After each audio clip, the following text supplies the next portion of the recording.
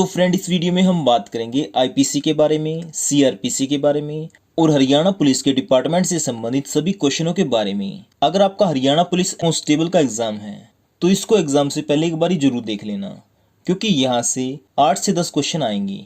अगर आप चाहते हैं कि आपके 8 से 10 नंबर पक्के हो जाएं, तो इस वीडियो को ध्यान से अंत तक देख लेना। और इसकी पीडीएफ फाइल का लिंक डिस्क्रिप्शन में है, आप उसे डाउनलोड कर सकते हैं। और इसके अलावा कुछ मोस्ट इंपॉर्टेंट नोट्स की पीडीएफ फाइल का लिंक भी मैंने डिस्क्रिप्शन में दे दिया है, आप चाहे तो उन्हें भी डाउनलोड कर सकते हैं। तो चलिए फिर बिना किसी देरी के आज का टॉपिक शुरू करते हैं। देखो, जो आईपीसी है इसको समझने से पहले हमें थोड़ा पीछे जाना पड़ेगा, यानी अंग्रेजों के ज़माने में। 1833 में ना एक एक्ट आया था, चार्टर एक्ट। कौन सा एक्ट? Charter act. इसके बाद एक अंग्रेज बंदा था, लॉर्ड मैकाले। इसने कहा था कि पूरे भारत में एक विधि आयोग बनाना चाहिए। क्या बोला? एक विधि आयोग बनाना चाहिए। पहले क्या होता था, पूरे भारत में एक कानून नहीं होता था, इसीलिए लॉर्ड मैकाले ने कहा कि भाई पूरे भारत में एक कानून बना दो। उसी के लिए उसने कहा कि भारत में विधि आयोग बनाना चाहिए। तो उसी बात को देखते हुए अंग्रेजों ने क्या किया, 1834 में भारत का प्रथम विधि आयोग बना दिया। ठीक है, इसमें ना 4 सदस्य थे और उन चारों में से एक लॉर्ड मैकाले भी थे, जो कि इस आयोग के क्या थे? अध्यक्ष। क्या? अध्यक्ष। क्वेश्चन बन गया, प्रथम विधि आयोग के अध्यक्ष कौन थे? तो कौन थे वो? Lord Macaulay. यहां से क्वेश्चन बन गया।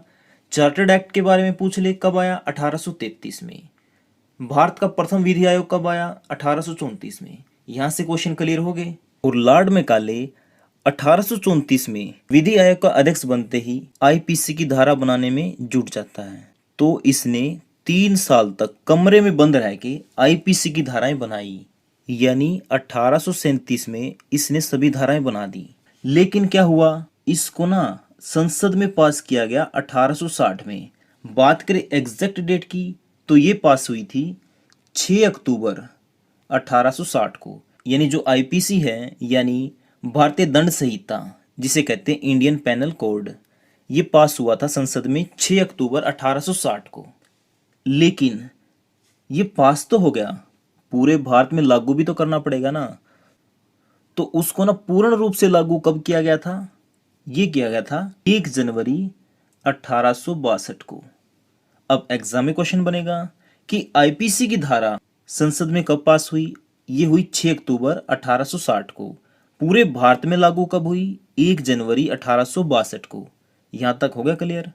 वैसे मैं आपको बता देता हूं, जो आईपीसी है इसकी फुल फॉर्म क्या है? इंडियन पेनल कोड, हिंदी में कहते हैं भारतीय दंड संहिता। ठीक है, इसमें ना कुल 23 तो चैप्टर हैं और 511 धाराएं हैं। अगर आसान भाषा में मैं आपको बताऊं, जो भारतीय दंड संहिता है यानी आईपीसी है, ये किताब हो गई। इस किताब में ना 23 तो है चैप्टर और इस पूरी किताब में 511 है पेज, यानी 511 पेज हैं, 23 चैप्टर हैं इस पूरी किताब में। अब बात आ गई आपको समझ में। तो क्वेश्चन क्या बनेगा, चैप्टर कितने हैं? तो 23 बता दो। धाराएं कितनी हैं? टोटल 511 बता दो। ये क्वेश्चन आपको ध्यान में रखने हैं। और जो मैं डिटेल बता रहा हूं ना, ये सारी मैंने लिख रखी है। ये देख रहे हो ना आप स्क्रीन के ऊपर, ये सारी डिटेल मैंने लिख रखी है। इसकी पीडीएफ फाइल आप डिस्क्रिप्शन से डाउनलोड कर सकते हैं। अब हमें पता लग गया कि 23 तो चैप्टर है और 511 धाराएं हैं, लेकिन हमें ये सारी की सारी नहीं करनी। हमें करनी है कुछ मोस्ट इंपॉर्टेंट, जो एग्जाम में 100% आ सकती हैं। तो अब सभी आईपीसी की जितनी भी इंपॉर्टेंट धाराएं हैं उनके बारे में बात कर लेते हैं, वो भी पूरी डिटेल के साथ। पहले नंबर पे आ गई भारत दंड संहिता 124, यानी जो 124 नंबर की धारा है, इसमें क्या है? राष्ट्रपति या राज्यपाल, इन दोनों में से किसी पर भी हमला हो तो हमला करने वाले व्यक्ति पर कौन सी धारा लगेगी? 124। यानी जो राष्ट्रपति या फिर राज्यपाल पर हमला करता है उस पर लगाई जाएगी धारा 124। या फिर राष्ट्रपति या फिर राज्यपाल पर अपनी शक्ति का प्रयोग करके कोई व्यक्ति किसी प्रकार का राष्ट्रपति या फिर राज्यपाल पर कार्य करने का दबाव डाले तो भी धारा कौन सी लगेगी? 124। यहां तक हो गया क्लियर? अब देखते हैं अगली धारा। उसके बाद 124A, ये किसके लिए है? राजद्रोह के लिए। यानी कोई व्यक्ति अपने देश की गुप्त जानकारी किसी दूसरे देश को बेच देता है या बता देता है, उस पे क्या लगेगा? देशद्रोह का केस। उसके बाद है भारतीय दंड संहिता 151। इसमें क्या है, 5 से अधिक लोगों के जमा होने पर, जैसे देखो सरकार ने बोल दिया कि 5 से इस स्थान पर 5 से ज़्यादा लोग नहीं घूम सकते एक साथ, उसके बाद भी लोग वहाँ पर घूमेंगे तो उन पर कौन सी धारा लगाई जाएगी, 151। उसके बाद है धारा 153A। इसमें क्या है, अगर कोई व्यक्ति धर्म, जाति, भाषा या फिर नस्ल के आधार पर नफरत फैलाता है, उसके खिलाफ लगाई जाएगी 153A धारा, और उस व्यक्ति को 3 साल तक की कैद भी हो सकती है। और अगर यही नफरत वो व्यक्ति किसी धार्मिक स्थल पर फैलाता है तो उसे 5 साल तक की भी सजा हो सकती है। ये देखो पूरी जानकारी दे रखी है आपको। अगर आप एक बार इस वीडियो को देख लेते हो या फिर इस PDF को पढ़ लेते हो, आपके सारे डाउट क्लियर हो जाएंगे। उसके बाद धारा 155। इसमें क्या है, वह व्यक्ति जिसके फायदे के लिए उपद्रव किया गया हो, उपद्रव मतलब दंगा फसाद। ये धारा किस व्यक्ति पे लगेगी, जब कोई व्यक्ति अपने फायदे के लिए उपद्रव करता है या फिर किसी से करवाता है, जैसे भूमि पर कब्जा या फिर जमीन छुटवाना, इन पर गैर कानूनी जन समूह के द्वारा उपद्रव यानी दंगा फसाद करवाता है तो उस पे लगाई जाएगी 155 धारा। सिंपल सी बात है, अगर कोई गैर कानूनी तरीके से किसी जमीन पर कब्जा करता है या कब्जे छुड़वाता है, उस पर कौन सी धारा लगाई जाएगी, 155। उसके बाद धारा 174, लोक सेवा का आदेश न मानने पर गैर हाजिर होना। इसे भी समझो, जैसे कोई व्यक्ति है, उसकी पेशी है 1 तारीख को, अगर वो समय पर नहीं पहुंचता है तो उसके खिलाफ 174 धारा के तहत कार्रवाई की जाएगी। उसके बाद धारा 186, सरकारी काम में बाधा पहुंचाने पर, अगर कोई व्यक्ति सरकारी काम में बाधा पहुंचाता है तो उस पर IPC की 186 धारा लगाई जाएगी। उसे ना 3 महीने तक की कैद भी हो सकती है और 500 रुपये जुर्माना भी देना पड़ सकता है, या फिर ये दोनों।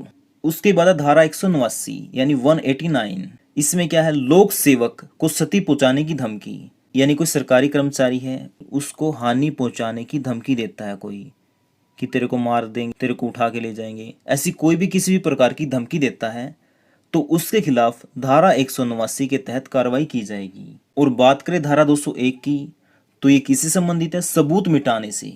अगर कोई व्यक्ति अपराध के सबूत मिटाता है तो उसके खिलाफ 201 के तहत कार्रवाई की जाती है। उसके बाद धारा 292। इसमें क्या है, अश्लील पुस्तकों का विक्रय। अगर कोई व्यक्ति अश्लील पुस्तकों का विक्रय करता है या फिर कोई अश्लील साहित्य बेचता है या कोई फिल्म बेचता है या कोई चित्र बेचता है तो उस पर धारा 292 के तहत कार्रवाई की जाती है। इसमें क्या होता है, अगर वो व्यक्ति पहली बार पकड़ा गया तो उसे 2 साल की सजा होगी और 2000 रुपये जुर्माना लगेगा। अगर वो व्यक्ति दूसरी बार पकड़ा जाता है तो उसे 5 साल की सजा होगी और 5000 रुपये जुर्माना लगेगा।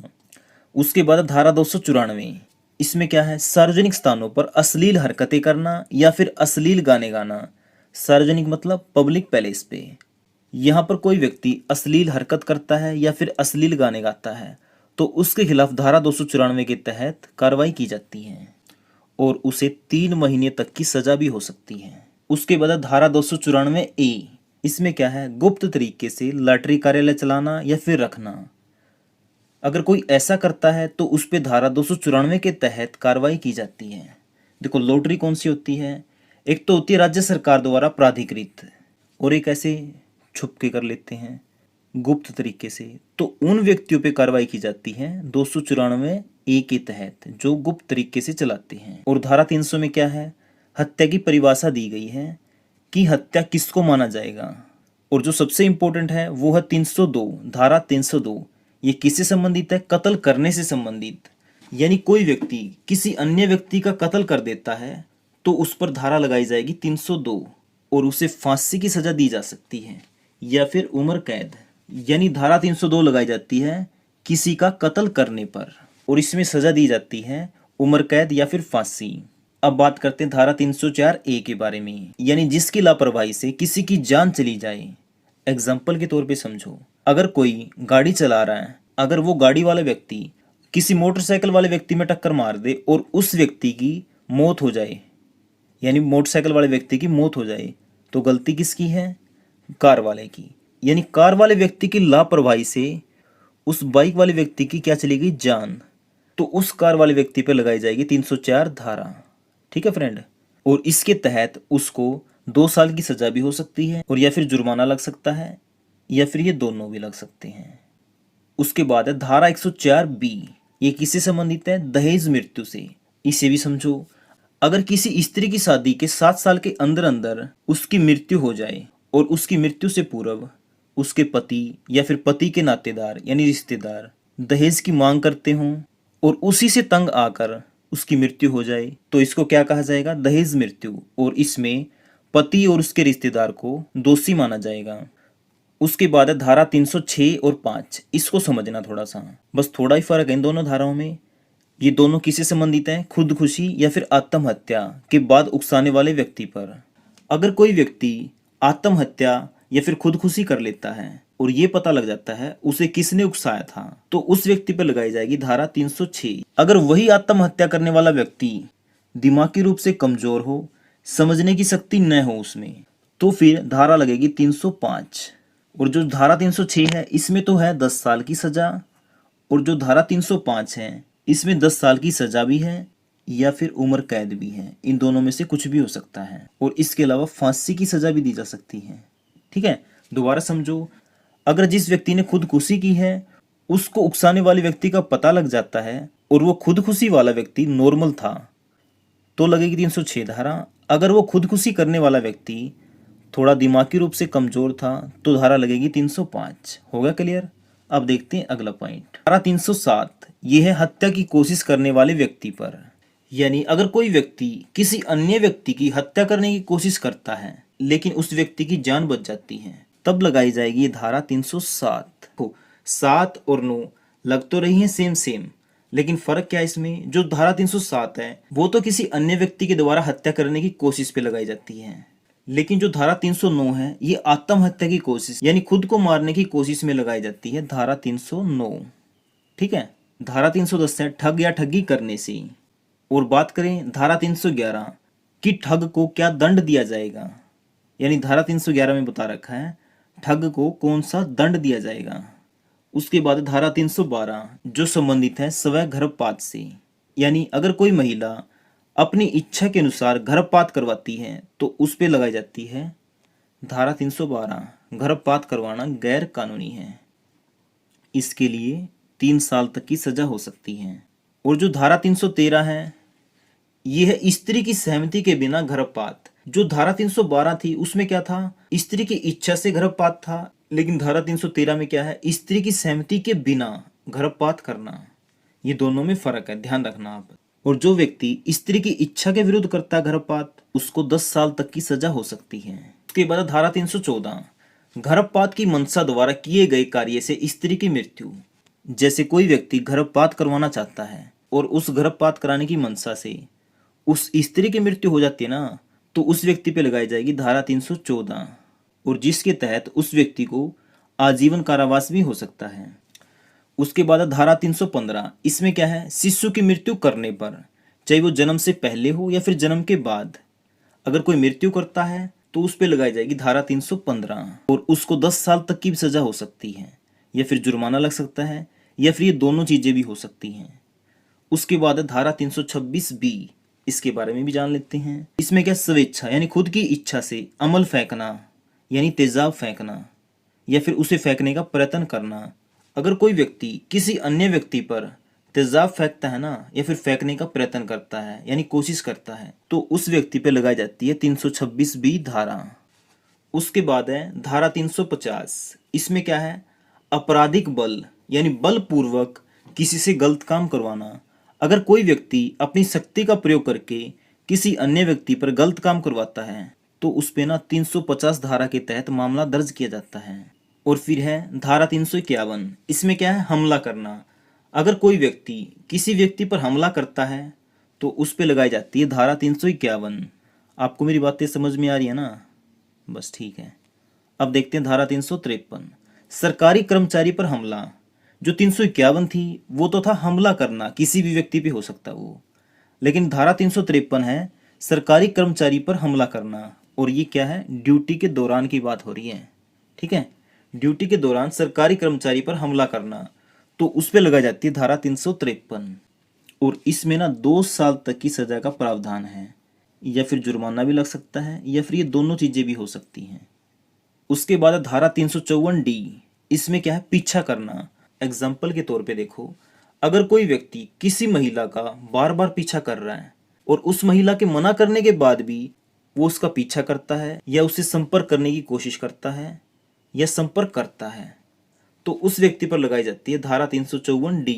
उसके बाद धारा 362, अपहरण करना, मतलब किसी दूसरे स्थान पर बलपूर्वक ले जाना। अगर कोई व्यक्ति किसी दूसरे व्यक्ति को ना बलपूर्वक यानी अपनी शक्ति का प्रयोग करके किसी दूसरे स्थान पर लेके जाता है ना, या फिर ले जाने के लिए विवश करता है, मजबूर करता है उसे, तो उस पर लगाई जाती है धारा 362। देखो, जो धारा 362 थी वो तो सिर्फ थी किसी दूसरे स्थान पर ले जाने के लिए अपहरण करना, लेकिन जो धारा 364 है इसमें क्या है, हत्या करने के लिए अपहरण करना। अगर कोई व्यक्ति हत्या करने की मंशा से उस व्यक्ति का अपहरण करता है तो उस पे लगेगी धारा 364, और इसमें उसे 10 साल की सजा भी हो सकती है और जुर्माना भी लग सकता है। धारा 365 क्या है, गुप्त तरीके से उस व्यक्ति का अपहरण करना। इसमें आ जाता है गुप्त तरीके से किसी व्यक्ति का अपहरण करना। ऐसे में उस व्यक्ति को 7 साल की सजा का प्रावधान है इस 365 धारा के तहत। और उसके बाद है धारा 366। इसमें क्या है, शादी करने के लिए मजबूर करना या फिर शादी करने के लिए किसी स्त्री का अपहरण करना। इन दोनों दशाओं में लगाई जाएगी धारा 366। कहने का मतलब ये है, किसी लड़की की इच्छा के विरुद्ध उसकी शादी करवाना या फिर उस लड़की को विवश करके यानी मजबूर करके उससे शादी करना। देखो, धारा 377 से एक क्वेश्चन आ सकता है समलैंगिकता का, कि कौन सी धारा से समलैंगिकता शब्द हटा दिया है, तो आंसर आएगा 377। पहले क्या होता था, समलैंगिकता एक गैर कानूनी था, लड़का लड़के के साथ नहीं रह सकता था, लड़की लड़की के साथ नहीं रह सकती थी। अब धारा 377 से समलैंगिकता हटने के कारण कोई भी व्यक्ति अपनी इच्छा के अनुसार किसी के साथ भी रह सकता है। मेरी बात समझ गए आप? ठीक है। फिर उसके बाद धारा 378। इसमें क्या है, चोरी करना। अगर कोई व्यक्ति किसी घर से पैसे चुराता है या फिर दुकान से या फिर कुछ और चीज़ें चुराता है तो उसको कहा जाएगा चोरी। इस बात को ध्यान से समझना क्योंकि आगे एक पॉइंट और आएगा। लेकिन धारा 395 में है डकैती करना। अब चोरी करना और डकैती करना ये दोनों अलग अलग चीज़ें हैं। चोरी तो की जाती है छुप के, किसी के घर से, दुकान से, कहीं से भी, ठीक है। और डकैती की जाती है सामने, मतलब किसी को धमकी देकर उससे पैसे मांगना या फिर गैर कानूनी तरीके से पैसे लेना उससे। वो पैसे नहीं, कोई माल हो सकता है, जान हो सकती है, पशु हो सकता है, या कोई अन्य वस्तु, कोई चीज़ हो सकती है। और डकैती करने वालों को कहा जाता है डाकू और चोरी करने वालों को चोर। तो फर्क है इन दोनों चीज़ों में, ठीक है, आपको ही ध्यान में रखना है। जो धारा 395 थी ये संबंधित थी डकैती करने से, लेकिन धारा 396 है ये डकैती के दौरान हत्या करने से। अगर कोई व्यक्ति डकैती के दौरान किसी व्यक्ति की मृत्यु कर देता है यानी उसे मार देता है तो उस पर लगेगी आईपीसी की 396 धारा। उसके बाद बात करें 412 के बारे में, तो ये है संबंधित छीना झपटी से। अगर कोई व्यक्ति किसी व्यक्ति के साथ छीना झपटी करता है यानी किसी के पैसे खोस के ले गया या फिर कोई चीज़ खोस कर ले गया तो उस पर 412 धारा लगती है। अब है धारा 412। ऐसी कोई संपत्ति जिसको बेईमानी से प्राप्त किया गया है और वो डकैती से चुराई गई थी, यानी कोई पैसा डकैती से चुराया गया था और उसको बेईमानी से हासिल कर लिया, तो उस पे धारा कौन सी लगती है, 412। उसके बाद धारा 413, ये किससे संबंधित है, चुराई गई संपत्ति से व्यापार करना। उसके बाद धारा 414, इसमें क्या है, चुराई हुई संपत्ति को छिपाने में सहायता करना। अगर कोई व्यक्ति चुराई हुई संपत्ति को छुपाने में सहायता करता है और उसे 3 साल तक की सजा हो सकती है। अब देखते हैं धारा 415। इसमें क्या है, छल करना। एग्जाम्पल तो बहुत हैं लेकिन आपको एक सिंपल एग्जाम्पल से समझा देता हूँ। अगर कोई व्यक्ति ए है, ये बी को पैसे देकर चला जाए और बाद में बी कह दे कि मेरे को तो तूने दिए ही नहीं, तो ये क्या होगा, छल करना। छल का मतलब क्या है, धोखा देना, किसी को धोखा देना। अगर आपके साथ भी किसी ने धोखा किया ना तो आप उस पर 415 धारा लगा सकते हैं। उसके बाद धारा 424, संपत्ति को बेईमानी से छुपाना। अब एक बात समझो, जो आईपीसी की 412 धारा है ना, उसमें क्या है, डकैती से चुराई गई संपत्ति को बेईमानी तरीके से प्राप्त करने के बारे में बता रखा है। लेकिन 424 में क्या है, संपत्ति को बेईमानी से छुपाने के बारे में बता रखा है। उसके बाद धारा 424, इसमें क्या है, पति या पत्नी के जीवन काल में पूर्ण विवाह करना, जबकि उसका पहला पति या पत्नी जीवित है या फिर उनका तलाक नहीं हुआ अभी तक, उसके बाद भी वो दूसरी शादी कर लेते हैं तो उन पे लगेगी धारा 494 और 7 साल की सजा हो सकती है इसमें। अब बात करें धारा 498 की, इसमें क्या है, विवाहित स्त्री को आपराधिक मंशा से बहलाना, यानी किसी अन्य व्यक्ति की पत्नी को आपराधिक मंशा से बहलाकर ले जाना, जिसमें उस बहलाने वाले व्यक्ति को पता है कि ये किसी अन्य की पत्नी है, उसके बाद भी वो ऐसा काम करता है तो उस पे लगी 498 धारा, और जिसमें उसको 2 वर्ष तक की सजा हो सकती है और साथ में जुर्माना भी लग सकता है। उसके बाद धारा 498A, इसमें क्या है, किसी स्त्री के पति या पत्नी के नातेदार द्वारा उसके प्रति क्रूरता यानी मारपीट करना, यानी किसी महिला को यानी स्त्री को उसका पति या फिर पति के रिश्तेदार पीटते हैं तो उन पर 498 धारा के तहत मुकदमा दर्ज किया जाता है। उसके बाद है धारा 499 जो संबंधित है मानहानि से, जैसे कोई व्यक्ति आपके ऊपर ही लगा लो केस कर देता है कोर्ट में, और अगर वो बात कोर्ट में साबित नहीं कर पाता है तो आप उस पर मानहानि का केस कर सकते हो। तो ये मानहानि का केस किस धारा के तहत होगा, 499। देखो CRPC, सबसे पहले तो इसका मतलब समझ लो कि क्या होता है। एक एग्जाम्पल से आपको समझा देता हूँ। जैसे ये होगा राम और ये होगा श्याम। श्याम ने राम को जान से मारने की कोशिश की लेकिन राम मरा नहीं। अब श्याम ने राम को मारने की कोशिश की है ना जान से, तो इस पे कौन सी धारा लगेगी, IPC की 307। यानी जो IPC है इसमें बताया गया है कि कौन सा अपराध करने पर कौन सी धारा लगेगी, ठीक है। लेकिन CRPC में क्या है, जो श्याम ने राम को मारने की कोशिश की है ना, जो पुलिस अधिकारी है ना, वो जांच करेंगी कि ये बात सच है या नहीं। वो क्या करेंगे, एविडेंस इकट्ठा करेंगे और फिर देखेंगे कि दोषी कौन है। एक आसान भाषा में समझो, ये हो गया IPC, ये हो गया CRPC। IPC में सिर्फ क्या है, अगर किसी ने किसी को मारने की कोशिश की तो उस पे कौन सी धारा लगेगी ये बता रखा है IPC में, लेकिन उसकी जांच करना कि उस बंदे ने उसे मारने की कोशिश की भी है या नहीं, उसके लिए सबूत इकट्ठा करना और फिर आखिर में पता लगाना कि दोषी कौन है, ये सब किस में है, CRPC में। यानी CRPC का क्या काम है, जो अपराध किया है उसकी जांच करना, उसके लिए सबूत यानी एविडेंस इकट्ठा करना और फिर आखिर में उन सबूतों के आधार पर यह पता लगाना कि दोषी कौन है। आगे आपको बात समझ में। वैसे इसकी परिभाषा क्या है, जब कोई भी अपराध होता है उसमें 2 प्रकार की प्रक्रियाएं होती हैं जिसे पुलिस किसी अपराधी की जांच करने के लिए अपनाती है। एक प्रक्रिया पीड़ित के संबंध में और दूसरी आरोपी के संबंध में होती है, और इसी प्रक्रिया के बारे में CRPC के अंदर बताया गया है। और CRPC की फुल फॉर्म क्या है, क्रिमिनल प्रोसीजर कोड, और CRPC को क्रिमिनल लॉ भी कहते हैं। और CRPC 1973 में पारित हुआ था और 1 अप्रैल 1974 को लागू हो गया था। इस समय इसमें 37 तो अध्याय हैं यानी चैप्टर हैं और 484 धाराएं हैं, यानी ये एक बुक होगी। इसमें क्या है, 37 तो चैप्टर हैं और बात करें पेज की तो पेज हैं 484। तो आगे बात आपको समझ में। अब बात कर लेते हैं मोस्ट इंपोर्टेंट धाराओं के बारे में।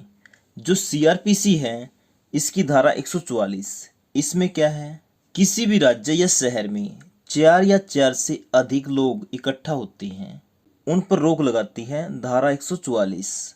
और ये कब लगाई जाती है, ये धारा लगाई जाती है हिंसा दंगे को रोकने के लिए या फिर आपातकालीन स्थिति में शांति बनाए रखने के लिए लगाई जाती है धारा 144।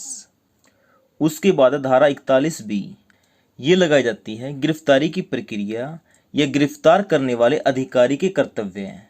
यानी इसमें क्या होता है, जो अधिकारी गिरफ्तार करने आया है ना, उसका कर्तव्य बनता है कि वो जिसको गिरफ्तार करके ले जा रहा है उसको अपना नाम पता सब बताए ताकि उसकी पहचान हो सके कि ये कौन से पद का अधिकारी है।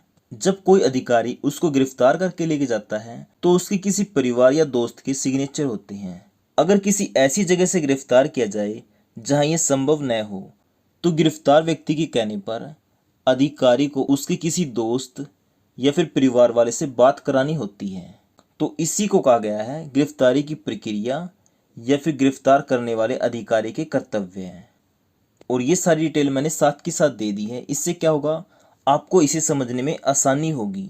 इसकी पीडीएफ फाइल का लिंक डिस्क्रिप्शन में है, आप इसे डाउनलोड कर सकते हैं।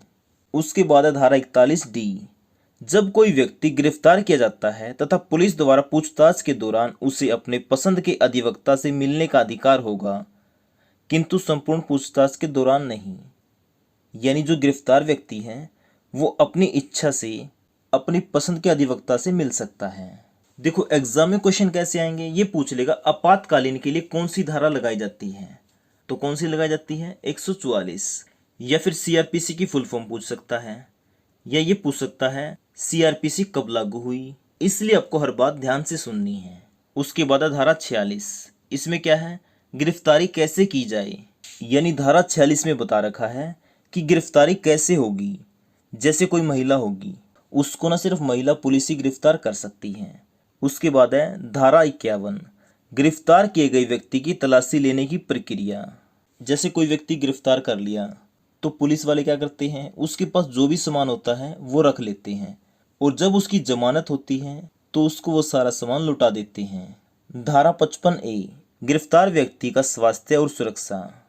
यानी जो अधिकारी जिस व्यक्ति को गिरफ्तार करके लेके गया है तो उसके स्वास्थ्य और सुरक्षा की देखभाल कौन करेगा, वो अधिकारी। उसके बाद है धारा नंबर 1। इसमें क्या है, आईपीसी के बारे में संक्षिप्त में बता रखा है। यानी आईपीसी के बारे में इसमें पूरी डिटेल में बता रखा है कि आईपीसी क्या है। और सीआरपीसी की धारा 2 में क्या है, इसकी परिभाषा दी गई है। धारा नंबर 8 में क्या है, महानगर क्षेत्र।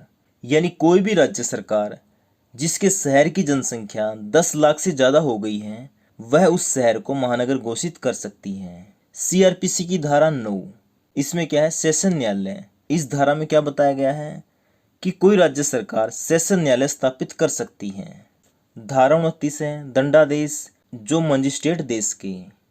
यानी इसमें बता रखा है कि कौन सा मजिस्ट्रेट कौन सी सजा दे सकता है। उसके बाद धारा 36, वरिष्ठ पुलिस अधिकारी की शक्तियां। यानी इसमें बता रखी हैं जो सीनियर पुलिस अधिकारी हैं उसकी क्या शक्तियां हैं। धारा नंबर 37 है जनता कब मजिस्ट्रेट और पुलिस की सहायता करेगी। यानी इस धारा के अंदर बताया हुआ है कि जो जनता है यानी लोग हैं वो मजिस्ट्रेट या फिर पुलिस की सहायता कब कर सकते हैं। जैसे कोई चोर भाग रहा है और पुलिस उसके पीछे लगी हुई है, तो जनता उस चोर को पकड़ने में पुलिस की मदद कर सकती है। धारा 41 में क्या बताया हुआ है, पुलिस बिना वारंट के कब गिरफ्तार कर सकती है। यानी बिना वारंट के भी पुलिस गिरफ्तार कर सकती है, लेकिन कब, वो सब इसमें बता रखा है। धारा 41A में क्या है, पुलिस अधिकारी के समक्ष हाजिर होने की सूचना। यानी जिस व्यक्ति को पुलिस अधिकारी के सामने पेश होना है उसको पहले से सूचना दी जाती है कि भाई तेरे को इतनी तारीख को आना है, तो उसी तारीख को उसको हाजिर होना पड़ता है। ये सब बातें बता रखी है 41A में। धारा 48, इसमें क्या है, अन्य अधिकारिताओं में अपराधियों का पीछा करना। जैसे किसी व्यक्ति को पकड़ने के लिए वारंट निकला हुआ है तो पुलिस उसका पीछा कर सकती है। इसी के बारे में इस धारा में बता रखा है। धारा 54, इसमें क्या है, गिरफ्तार व्यक्ति की चिकित्सा अधिकारी द्वारा परीक्षा। इसमें बताया गया है जो गिरफ्तार व्यक्ति है उसका मेडिकल टेस्ट करवाया जाता है। धारा 55A में क्या है, गिरफ्तार किए गए व्यक्ति का स्वास्थ्य और सुरक्षा। धारा 57 में क्या है, गिरफ्तार किए गए व्यक्ति को 24 घंटे से अधिक निरुद्ध न किया जाना। यानी बिना वारंट के गिरफ्तार किए गए व्यक्ति को 24 घंटे के अंदर अंदर कोर्ट में पेश करना पड़ता है। उसके बाद धारा 61, समन का प्रारूप। यानी इस धारा में यह निर्धारित किया जाता है कि जिस अपराधी को समन भेजना है यानी सूचना भेजनी है कि भी तेरे को इतनी तारीख को आना है, उसका प्रारूप क्या होगा, वो सब इसमें बता रखा है। धारा 70 में है गिरफ्तारी के वारंट का प्रारूप और अवधि। वारंट पे क्या होता है, जो न्यायालय के अधिकारी हैं उसके हस्ताक्षर होते हैं और मोहर लगी होती है। धारा 83, फरार व्यक्ति की संपत्ति की कुर्की। यानी इसमें क्या होता है, जो व्यक्ति भाग गया है उसकी संपत्ति की नीलामी की जाती है। धारा 91, दस्तावेज या अन्य चीजों के पेश करने के लिए समन।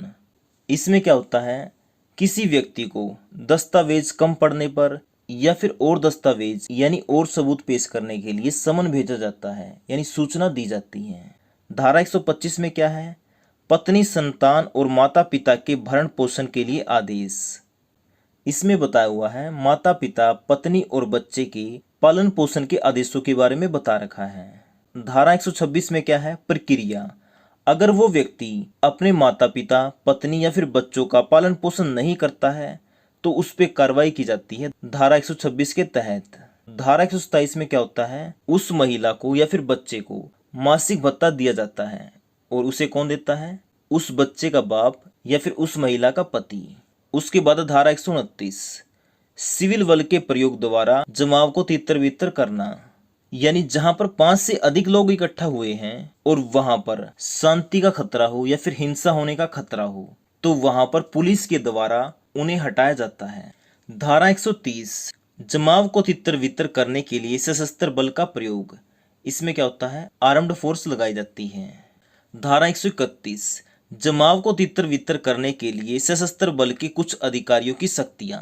इसमें क्या बता रखा है? सशस्त्र बलों के अधिकारियों की शक्तियों के बारे में। धारा 167 जब 24 घंटे के अंदर अन्वेषण पूरा न किया जा सके तब प्रक्रिया, यानी जो गिरफ्तार व्यक्ति है उसको 24 घंटे के अंदर अंदर कोर्ट में न पेश किया जा सके तो क्या होगा? तो पुलिस अधिकारी को उस व्यक्ति के बारे में मजिस्ट्रेट को बताना होगा। उसके बाद है धारा 169 जब साक्ष्य अपर्याप्त हो तब अभियुक्त को छोड़ा जाना, यानी सबूत की कमी के कारण उस गिरफ्तार व्यक्ति को छोड़ना, ये बता रखा है धारा 169 में। उसके बाद है धारा 170 जब सबूत पर्याप्त हो तब मामले का मजिस्ट्रेट के पास भेजा जाना, यानी सबूत पूरे होने के बाद मामला कहाँ पर भेजा जाता है? मजिस्ट्रेट के पास। धारा 174 आत्महत्या आदि पर पुलिस की जांच करना और रिपोर्ट करना। जैसे किसी ने आत्महत्या कर ली तो पुलिस वहां पर पहुंचेगी, वहां पर तहकीकात करेगी किसने आत्महत्या कैसे की, उसके बाद रिपोर्ट तैयार की जाएगी और उसको मजिस्ट्रेट के पास भेजा जाएगा। धारा 183 यात्रा या जल यात्रा में किया गया अपराध। अगर कोई यात्रा के दौरान अपराध करता है तो वो किस धारा के अंतर्गत आएगा? 183। धारा 188 भारत के बाहर किया गया अपराध, ये आता है धारा 188 के तहत। उसके बाद धारा 198 विवाह के विरुद्ध अपराधों के लिए अभियोजन, यानी एग्जाम्पल के तौर पे देख लो, अगर किसी लड़की की उम्र 18 से कम है और उसकी शादी करवाते हैं तो उस पे धारा कौन सी लगेगी? 198। धारा 306 सह अपराधी को समाधान। इसमें क्या होता है? मजिस्ट्रेट अपराधी को समाधान भी दे सकता है। धारा 309 कार्रवाई को मुलतवी या स्थगित करने की शक्तियां। धारा 328 अभियुक्त के पागल होने की दशा में प्रक्रिया। इसमें क्या होता है? अपराधी का मेडिकल करवाया जाता है। अगर वो मेडिकल में दिमागी रूप से सही नहीं पाया जाता यानी पागल होता है तो उस व्यक्ति पर धारा 330 के तहत कार्रवाई की जाती है। धारा 339 नातेदार या मित्र की देखरेख के लिए पागल का सौंपा जाना। इसमें क्या होता है? जो पागल व्यक्ति होता है अगर उसके नातेदार या फिर कोई मित्र उसको ले जाना चाहता है तो उसे उसको सौंप दिया जाता है। धारा 357 सी पीड़ितों का उपचार। इसमें क्या है? चाहे कोई सरकारी अस्पताल हो या प्राइवेट, उन सभी अस्पतालों को किसी अपराध से पीड़ित व्यक्ति को प्राथमिक उपचार या फिर कोई चिकित्सीय उपचार फ्री में उपलब्ध कराया जाएगा और घटना की जानकारी तुरंत पुलिस को देनी होगी। उसके बाद धारा 358 इसमें क्या है? निराधार गिरफ्तार करवाए गए व्यक्ति को प्रतिकर। इसमें क्या होता है? अगर राम पर श्याम केस कर दे लेकिन वो सिद्ध न हो तो राम के जितने दिन खराब हुए हैं उस दौरान उसका कितना नुकसान हुआ, इस सब की भरपाई कौन करेगा? श्याम। धारा 359 असंज्ञेय मामलों में खर्च देने के लिए आदेश। उसके बाद धारा 416 गर्भवती स्त्री को मृत्यु दंड का मुलतवी किया जाना। इसमें क्या बताया गया है? अगर कोई स्त्री प्रेग्नेंट है यानी गर्भवती है तो उसको फांसी की सजा नहीं दी जा सकती। उसके बाद धारा 420 वारंट किसको सौंपा जाए। इसमें बताया गया है जो वारंट है वो किसको सौंपा जाता है तो ये जेल में सौंपा जाएगा, जेलर को। उसके बाद 425 धारा 425 में क्या है? वारंट कौन जारी कर सकेगा, यानी वारंट कौन जारी कर सकता है तो ये कौन कर सकता है? न्यायाधीश या मजिस्ट्रेट। धारा 436 किन मामलों में जमानत ली जाएगी, यानी इसमें बता रखा है कि कोई व्यक्ति किन मामलों में जमानत ले सकता है। उसके बाद है धारा 437, इसमें क्या बताया गया है, अजमानती अपराध की दशा में कब जमानत ली जा सकती है, यानी ऐसा अपराध जिसकी जमानत नहीं ली जा सकती उसमें भी जमानत कब ली जा सकती है, वो सब बातें बता रखी हैं धारा 437 में। इसके अलावा जो सीआरपीसी में 37 अध्याय हैं उन सभी के नाम मैंने लिख दिए हैं और साथ में ये भी लिख दिया है कि वो कौन सी धारा से लेकर कौन सी धारा तक हैं। जैसे जो पहला चैप्टर है यानी पहला अध्याय है उसका नाम है प्रारंभिक, ये है 1 से लेकर 5 धारा तक। इसी तरह आप देख सकते हैं दूसरा, तीसरा, चौथा, ये सभी मैंने लिख रखे हैं और ब्रैकेट में लिख दी है इनमें कौन सी धाराएं आती हैं। तो आप इसको भी देख के चले जाना क्योंकि यहाँ से क्वेश्चन पूछ सकता है। एग्जाम्पल के तौर पे ये पूछ लेगा जो अध्याय 11 है वो कहाँ से कहाँ तक है, तो ये कहाँ से कहाँ तक है 149 से 53, या फिर नाम पूछ लेगा, क्या नाम है इसका, पुलिस का निवारक कार्य है। तो ये 37 के 37 आप जरूर देख लेना एक बार। जो हरियाणा के डीजीपी हैं वो चेंज हो चुके हैं, कौन बन गए हैं, प्रशांत कुमार अग्रवाल, और इनसे पहले कौन थे, मनोज यादव। देखिए जो सीएमओ हरियाणा है उन्होंने ट्वीट भी किया है, आप देख सकते हैं। जो हरियाणा के डीजीपी हैं ये चेंज हो चुके हैं, कौन है अब ये, प्रशांत कुमार अग्रवाल, इनकी फोटो आप यहाँ पे देख सकते हैं और ये सीएमओ का ट्वीट है, देख रहे हैं ना आप यहाँ पे। तो इससे संबंधित जो भी क्वेश्चन बन सकते हैं उनके बारे में बात कर लेते हैं हम, क्योंकि एग्जाम में अगर यहाँ से क्वेश्चन आ गया तो आपका 1 नंबर पक्का हो जाए। तो सबसे पहले तो ये पूछ सकते हैं कि हरियाणा के नए डीजीपी कौन हैं, तो ये कौन है, प्रशांत कुमार अग्रवाल। या फिर ये पूछ सकते हैं कि इनसे पहले कौन थे, तो वो कौन थे, मनोज यादव। अगर डीजीपी की फुल फॉर्म पूछें तो वो हो जाएगी डायरेक्टर जनरल ऑफ पुलिस, जिसको हिंदी में कहते हैं पुलिस महानिदेशक। इसका मतलब क्या होता है, यानी किसी राज्य में जो पुलिस बल होता ना उसका मुखिया कौन होता है, डीजीपी। और जो प्रशांत कुमार अग्रवाल हैं ये हैं भारतीय पुलिस सेवा यानी आईपीएस, इंडियन पुलिस सर्विस, इसके वरिष्ठ अधिकारी, और इन्हीं को नियुक्त किया गया है हरियाणा का डीजीपी। और ये स्थान लेंगे मनोज यादव का। देखो बात क्या थी, मनोज यादव का कार्यकाल समाप्त होने के बाद नए डीजीपी की बात चल रही थी और इसी को लेकर जो यूपीएससी है और हरियाणा के मुख्य सचिव है इनकी बैठक भी हुई थी और हरियाणा ने नए डीजीपी के तौर पर 3 नाम दिए थे और इन 3 नामों के लिए एक पैनल बनाया गया और फिर 15 अगस्त को प्रशांत कुमार अग्रवाल को हरियाणा का डीजीपी घोषित कर दिया। वो 3 नाम कौन कौन से थे ये भी पता होना चाहिए हमें। नंबर 1 तो थे 88 बैच के पीके अग्रवाल, यानी प्रशांत कुमार अग्रवाल, शॉर्ट में क्या कहते हैं, पीके अग्रवाल। और दूसरे थे 1989 बैच के आईपीएस अधिकारी मोहम्मद अकील, और तीसरे थे 1989 बैच के अधिकारी रमेश चंद्र मिश्रा। यानी इन तीनों में से हरियाणा का डीजीपी चुना गया है पीके अग्रवाल को। कितने साल के लिए, 2 साल के लिए। और इससे पहले कौन से पद पे थे, डीजी स्टेट विजिलेंस ब्यूरो के पद पर। और जो प्रशांत कुमार अग्रवाल हैं ये मूल रूप से कहाँ के हैं, बिहार के, और इनको 2004 में पुलिस मेडल मिला था। अब देखो इनको डीजीपी क्यों बनाया गया, क्योंकि ये तीनों में से सीनियर थे, क्योंकि ये थे 1988 बैच के अधिकारी, बाकी 2 क्या थे, 1989 बैच के अधिकारी।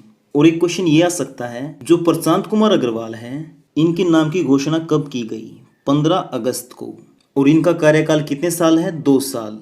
और इनकी नियुक्ति का आदेश किसने दिया था, ये क्वेश्चन बन सकता है।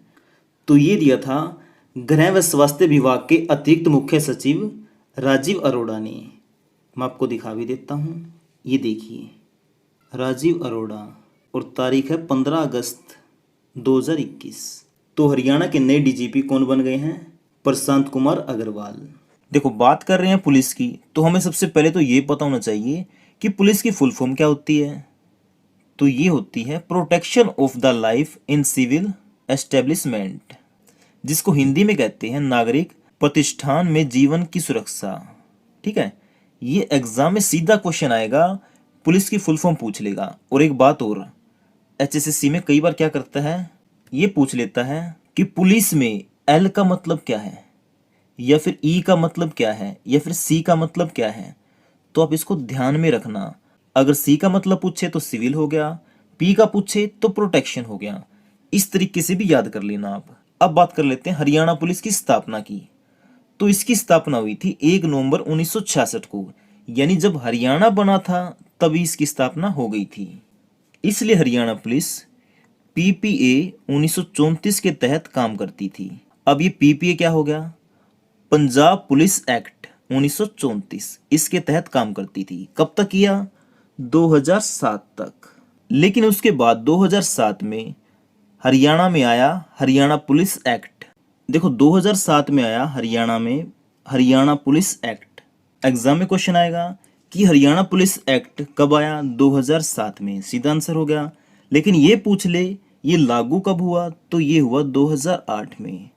तारीख है इसकी 1 अप्रैल 2008। यानी हरियाणा पुलिस एक्ट पास हुआ था 2007 में, लेकिन लागू हुआ था 1 अप्रैल 2008 में। इतना होगा क्लियर आपको? अब बात पुलिस की आ गई है तो इसके बारे में थोड़ी डिटेल में बात कर लेते हैं, ताकि एग्जाम में कितना भी घुमा फिरा के क्वेश्चन आए तो भी हमारा क्वेश्चन आसानी से ठीक हो जाए।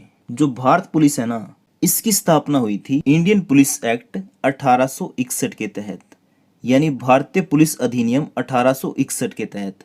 ये भी सीधे क्वेश्चन आएंगे। देखो हुआ क्या था, जो ये एक्ट है ना, ये पास तो हुआ था 1860 में, लेकिन लागू हुआ 1861 में।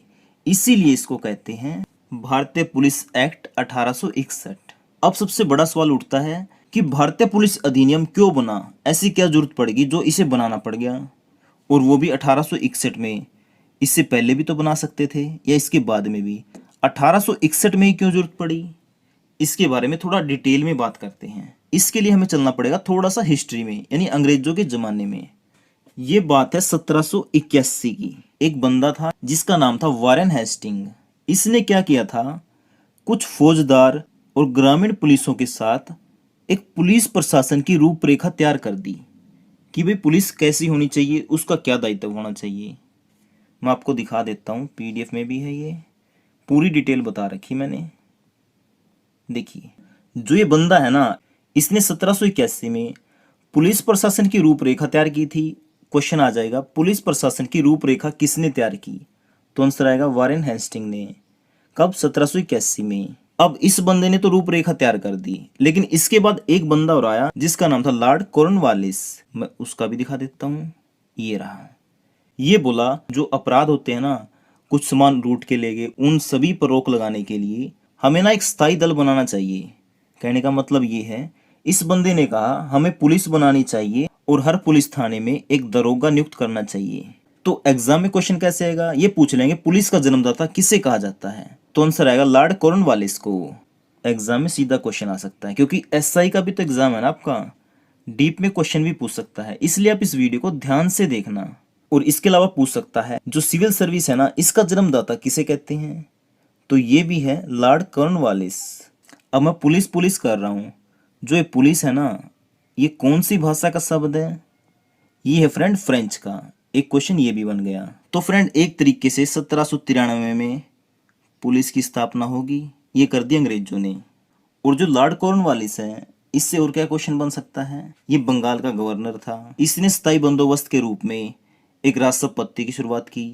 जिले के जितने भी अधिकार होते हैं वो सभी अधिकार इसने दिए कलेक्टर को। और भारत में सिविल सर्विस का जनक भी किसे कहते हैं? इसी को, लॉर्ड कॉर्नवालिस को। 1805 में इसकी मृत्यु हो गई थी। ये इतना जरूरी नहीं है, लेकिन एक बात याद रखना, इसका जो मकबरा है ये कहाँ पे है, ये पूछ सकते हैं। ये है उत्तर प्रदेश के गाजीपुर में। अब ये भी मैंने बोला सिविल सर्विस का जनक, तो क्वेश्चन यहाँ से भी बन सकता है। सिविल सर्विस इसको कहते हैं इंग्लिश में ICS, यानी इंडियन सिविल सर्विस। इसकी स्थापना हुई थी इंडियन सिविल सर्विस एक्ट 1861 के तहत, और इसका पहला पेपर हुआ था 1862 में। जिसको क्लियर करने वाला पहला भारतीय हमें पता होना चाहिए, एग्जाम में क्वेश्चन आ सकता है। तो ये था सत्येंद्रनाथ टैगोर, जो कि था रविंद्रनाथ टैगोर का भाई। यानी इस बंदे ने क्लियर कर दिया 1862 में, और 1863 में इसकी हुई ट्रेनिंग, और 1864 में ये कलेक्टर के पद पर काम करना इसने शुरू कर दिया। लेकिन यहाँ से भी क्वेश्चन बनता है, 1862 में तो एग्जाम दे दिया इसने, जो 1863 है ना, इसकी ट्रेनिंग कहाँ पे हुई थी? लंदन में। यानी पहले ट्रेनिंग होती थी लंदन में। यानी उस बंदे को ICS की ट्रेनिंग लेने के लिए लंदन जाना पड़ता था पहले। लेकिन पहले विश्व युद्ध के बाद यानी 1922 में क्या हुआ, ये जो ट्रेनिंग है या फिर एग्ज़ाम है सब कुछ कहाँ होने लग गया, भारत के अंदर। और एग्ज़ाम कहाँ पे होता था ये पूछ सकते हैं, ये होता था इलाहाबाद में। लेकिन भारत के आज़ाद होने के बाद ये होने लगा नई दिल्ली में, मतलब दिल्ली में। ये तो हमने बात कर ली छोटी सी कि पुलिस का जन्मदाता किसे कहते हैं। लेकिन पुलिस की, आईपीसी की, यानी इन सभी की स्थापना करने के पीछे कारण क्या था, तो ये था 1857 की क्रांति। वो भी समझो कैसे। 1857 की क्रांति होगी, किसने कर दी, मंगल पांडे ने। कहाँ से, बैरकपुर से, जो कि है पश्चिम बंगाल में। बैरकपुर छावनी से विद्रोह कर दिया मंगल पांडे ने। और ये क्या था, सैनिक विद्रोह, जल्दी पूरे भारत में फैल गया। एग्जाम में आता है 1857 का विद्रोह कब हुआ था, ये शुरू हुआ था 10 मई 1857 को। और धीरे धीरे जो भारत के लोग थे इन्होंने 3 लाख अंग्रेज अधिकारी मार दिए। कितने, 3 लाख, यानी पूरे अंग्रेजों का सिस्टम हिला दिया। कहने का मतलब ये है, हम ना 1857 में ही आज़ाद हो जाते अगर कुछ राजा गद्दारी ना करते। उन राजाओं की वजह से ही हम हार गए। अब देखो, अंग्रेजों के 3 लाख लोग मर गए, टेंशन होगी उनको, भाई अब क्या किया जाए। पहले क्या करते थे अंग्रेज, लाठियां मारते थे और धक्के से काम करवाते थे। लेकिन अब अंग्रेजों को समझ में आ गया कि भी धक्के से काम नहीं चलेगा, हमें कोई ना कोई तो कानून बनाना पड़ेगा इनके लिए। यानी अंग्रेजों ने सोचा अब इनको लाठियों से नहीं, इनको कानून से गुलाम बनाएंगे। तो इसी कारण अंग्रेजों ने 1860 में तो कर दी संसद में आईपीसी पास, जिसको 1862 में लागू भी कर दिया गया था। और 1861 में कर दिया ये भारतीय पुलिस एक्ट, जिसको इंग्लिश में कहते हैं इंडियन पुलिस एक्ट। वैसे था तो ये इंडियन पुलिस एक्ट, लेकिन इसमें ना इंडिया नाम का कुछ था ही नहीं। मैं आपको एक धारा बताता हूँ, अंग्रेजों ने वो धारा बनाई थी राइट टू ऑफेंस। इसमें क्या होता था, कोई भी अंग्रेजी अधिकारी यानी पुलिसकर्मी किसी भी भारतीय को मार सकता था, पीट सकता था, जितना मर्जी मारे, यानी लाठी डंडों से मार सकता था। और इसके अलावा एक धारा बनाई थी 144। पहले क्या होता था, लोग आंदोलन करते थे, इकट्ठे होते थे, रैलियां करते थे। इन सभी को बंद करने के लिए अंग्रेजों ने बना दी धारा 144 कि भाई कोई भी बंदा बाहर नहीं निकलेगा। जो भी क्रांतिकारी आंदोलन करते उनको लाठियां मारते।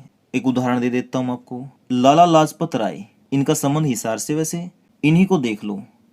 1928 में क्या हुआ था, एक अंग्रेजी अधिकारी था सैंडर्स, इसने लाला लाजपत राय के सिर पे लाठियां मारी थी जब ये साइमन कमीशन का विरोध कर रहे थे। एक नहीं, दो नहीं, पूरी 14 लाठियां मारी थी सिर में, और इसी के कारण इनकी मृत्यु होगी। तो इसी बात पर भगत सिंह को आ गया गुस्सा, तो भगत सिंह ने सैंडर्स को गोली मार दी थी। तो एग्जाम में क्वेश्चन आएगा कि सैंडर्स को गोली किसने मारी, भगत सिंह ने। और भगत सिंह का शहीदी दिवस कब मनाया जाता है, 23 मार्च को। तो ये कारण था पुलिस एक्ट बनाने का कि भी कुछ कानून बना दिए जिसका ना तो पुलिस वाले उल्लंघन करे और ना भारतीय जनता करे।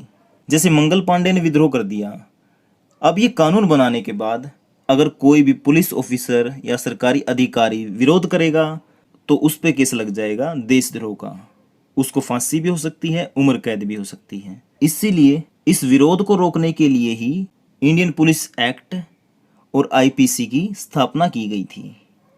तो आगे आपको समझ में इतना कि भी पुलिस क्यों बनानी पड़ी, इसलिए पुलिस बनानी पड़ी थी। अब ये तो बात कर दी मैंने इंडियन पुलिस की। अब हमें पता होना चाहिए जो पीपीए है ये क्यों बनाना पड़ा था। एक ये एरिया था पहले, आज के हिसाब से बात करें ये पंजाब था, ये हरियाणा था, ये दिल्ली था, ये लगा लो हिमाचल प्रदेश, ये लगा लो चंडीगढ़, ऐसा कुछ था। ये सारा एरिया पहले पंजाब कहलाता था, संयुक्त पंजाब। तो इसके लिए अंग्रेजों ने क्या किया, 1934 में एक एक्ट बना दिया। अब ये सारा एरिया पंजाब का है तो एक्ट भी क्या बनेगा, पंजाब। 1934 में बना है तो 1934 लिख दिया। पुलिस का है तो पुलिस लिख दिया, तो पंजाब पुलिस एक्ट 1934 ये बन गया था। अब क्या हुआ, 1966 में हरियाणा अलग हो गया था, लेकिन हरियाणा के पास खुद का पुलिस एक्ट नहीं था, तो ये भी कौन सा यूज करता था, पंजाब पुलिस एक्ट 1934। 2007 में हरियाणा ने भी एक्ट बना लिया, हरियाणा पुलिस एक्ट 2007, और 2008 में इसको लागू कर दिया। तो यहाँ तक आ गया आपको समझ में। अब देख लेते हैं अगला पॉइंट। और जो मैं बोल रहा हूँ ना, ये सारी डिटेल मैंने लिख भी दी है ताकि आप इसे पीडीएफ से भी पढ़ सको। ठीक है फ्रेंड, जैसे कि आप देख भी सकते हैं। अब बात आती है हरियाणा पुलिस के हेडक्वार्टर की। ये तो आप सभी को पता होगा कि हरियाणा पुलिस का हेडक्वार्टर, जिसको हिंदी में कहते हैं मुख्यालय, ये है पंचकूला के सेक्टर 6 में। और ये कब बना था? 1966 में। लेकिन एग्जाम में क्या क्वेश्चन पूछ सकता है, थोड़ा सा मुश्किल, कि ये 1966 से पहले कहाँ पे था? अब तो पंचकुला में है, तो उससे पहले था ये चंडीगढ़ में। ठीक है, और चंडीगढ़ में कहाँ पे था? सिविल सचिवालय में। तो हो गया ना एक नंबर पक्का। अगर यहाँ से क्वेश्चन आएगा तो एक नंबर नहीं कटेगा। इसलिए मेरी रिक्वेस्ट है, बात को ध्यान से सुनना। और पीडीएफ का लिंक डिस्क्रिप्शन में है, आप पीडीएफ को डाउनलोड करके भी पढ़ सकते हैं। लेकिन वीडियो को देखने के बाद ही पीडीएफ को पढ़ना। इससे क्या होगा, जो मैं समझा रहा हूँ वो समझने के बाद पीडीएफ को पढ़ोगे ना, तो आपको एक एक पॉइंट बिल्कुल क्लियर दिखेगा। एक क्वेश्चन ये बन जाता है, जो हरियाणा पुलिस है इसका स्लोगन या फिर मोटो क्या है? ये है सेवा, सुरक्षा, सहयोग। एग्जाम्पल के तौर पे बता देता हूँ। पहले ये अपराधी को पकड़ते हैं, फिर उसकी सेवा करते हैं। लिखा होता ना पट्टे पे, आन मिलो सजना, हैं? पहले उसकी सेवा करते हैं, सेवा कर दी, और जिसको इस अपराधी ने या इस व्यक्ति ने छेड़ा था उसकी होगी सुरक्षा। और ये पता लगने के बाद अब हरियाणा पुलिस का क्या करेगा? सहयोग। दोबारा से किसी को भी नहीं छेड़ेगा, ना ही कोई अपराध करेगा। तो हो गया क्लियर। और जो हरियाणा पुलिस है उसका लोगो क्या है? आपने देखा होगा कंधे पे HP लिखा होता है, या फिर हप्पू। ठीक है ना, एग्जाम में सीधे क्वेश्चन आएंगे। अब मैंने बात की थी IPS, इसकी फुल फॉर्म बता देता हूँ। इंडियन पुलिस सर्विस, जिसको हिंदी में कहते हैं भारतीय पुलिस सेवा। DGP मैंने बता दिया, डायरेक्टर जनरल ऑफ पुलिस, जिसको हिंदी में कहते हैं पुलिस महानिदेशक। ये होता क्या है? ये ना किसी राज्य का या फिर किसी केंद्र शासित प्रदेश का पुलिस बल का मुखिया होता है। कहने का मतलब ये है, ये आप होगे, ये आपके बच्चे हैं, ये है आपके पिताजी, और ये हैं दादाजी। तो आपके घर का मुखिया कौन है? ये वाले दादाजी। ये क्या है? DGP। और आपका बच्चा क्या है? कांस्टेबल। यानी पूरे परिवार का मुखिया कौन होएगा? दादाजी। तो पुलिस का मुखिया कौन होता है? DGP। अगला देखते हैं, हरियाणा में कुल पुलिस कर्मचारियों की संख्या कितनी है? ये देखो, जब हरियाणा बना था ना, उस समय 12,165 कर्मचारी थे, और इस समय कितने हैं? 76,748। यानी 2021 का डाटा बता रहा हूँ आपको। ये दोनों क्वेश्चन बन सकते हैं। पूछ सकता है 1966 में कितने थे, या फिर अब पूछ सकता है इस समय कितने हैं। और जो पुलिस है ये किसके अंडर काम करती है? ये करती है होम मिनिस्टर के अंडर। और हमारे होम मिनिस्टर कौन है? अनिल विज। कौन? अनिल विज। इनका चुनाव क्षेत्र है अम्बाला कैंट। अब बात करते हैं, किस जिले में कितने पुलिस स्टेशन हैं? ये भी पता होना चाहिए। जो फरीदाबाद है इसमें 25 हैं, गुरुग्राम में 36, पंचकुला में 9, अम्बाला में 14, कुरुक्षेत्र में 11, यमुनानगर में 15, हिसार में 10, सिरसा में 13, हांसी में 4। और हांसी किस में आता है? हिसार में। फतेहाबाद में 9 पुलिस स्टेशन हैं, जींद में 12 हैं, करनाल में 15, कैथल में 11, पानीपत में 13, रोहतक में 14, झज्जर में 12, भिवानी में 10 हैं, चरखी दादरी में 5 हैं, और सोनीपत में पुलिस स्टेशन है 14। इसके अलावा पलवल में 11 हैं, महेंद्रगढ़ में 7 हैं, रेवाड़ी में 12 हैं, और नूह में है 10 पुलिस स्टेशन। और जो इम्पोर्टेंट क्वेश्चन है ये पूछ सकता है, पुलिस कमिश्नरी में कितने पुलिस स्टेशन हैं? सबसे पहले देखो, पुलिस कमिश्नरी कितनी है? 3। कौन सी? गुरुग्राम, फरीदाबाद और पंचकुला। अगर बात करें पुलिस स्टेशन की, तो गुरुग्राम कमिश्नरी में है 36, फरीदाबाद वाली में 25, पंचकुला वाली में 9। क्वेश्चन बन जाता है, सबसे अधिक पुलिस स्टेशन कौन सी कमिश्नरी में है? तो ये है गुरुग्राम में। सबसे कम कौन सी में है? पंचकुला में। कितने? 9। अब बात करें पुलिस रेंज की, तो ये है 5। और इनमें पुलिस स्टेशन की बात करें तो अम्बाला रेंज में है 40 पुलिस स्टेशन, हिसार में 48, करनाल में 39, रोहतक में है 56, और साउथ रेंज में है 41। और साउथ रेंज का मुख्यालय है रेवाड़ी में। अब यहाँ से क्वेश्चन बन गया, सबसे अधिक पुलिस स्टेशन कौन सी रेंज में है? रोहतक रेंज में। कितने? 56। सबसे कम है करनाल में 39। सभी रेंजों में कुल कितने पुलिस स्टेशन हैं? तो ये हो जाएंगे 224। और इससे क्या क्वेश्चन बन सकता है कि किस रेंज में कितने जिले हैं? पहले पूछा पुलिस स्टेशन की, अब पूछ सकता है कितने जिले हैं और कौन से जिले हैं। तो पुलिस रेंजें 5 हैं, ये मैंने बता दी, हिसार, रोहतक, अंबाला, करनाल और साउथ रेंज वाली। तो हिसार में है 4 जिले और 1 पुलिस जिला, कौन सा, हांसी वाला। तो जिलों की बात करें वो हैं हिसार, फतेहाबाद, जींद और सिरसा। रोहतक की बात करें तो ये है रोहतक, सोनीपत, झज्जर, चरखी दादरी और भिवानी, यानी 5 जिले हैं रोहतक में। अंबाला में है 3 जिले, ये है अंबाला, यमुनानगर और कुरुक्षेत्र। करनाल में भी है 3, करनाल, पानीपत और कैथल। साउथ रेंज की बात करें मुख्यालय रेवाड़ी में है और इसमें है 4 जिले, रेवाड़ी, महेंद्रगढ़, पलवल और नूंह। अगर बात करें साइबर क्राइम पुलिस स्टेशन की तो ये हैं 7 कौन कौन से हैं। सबसे पहले है पंचकुला पुलिस स्टेशन, फिर गुरुग्राम, फिर फरीदाबाद, फिर अंबाला, हिसार, करनाल और रेवाड़ी। एग्जाम में क्वेश्चन बन सकता है कि सबसे पुराना साइबर क्राइम पुलिस स्टेशन कौन सा है, तो ये है गुरुग्राम। सबसे पुराना यानी मतलब पहले नंबर का साइबर क्राइम पुलिस स्टेशन था गुरुग्राम।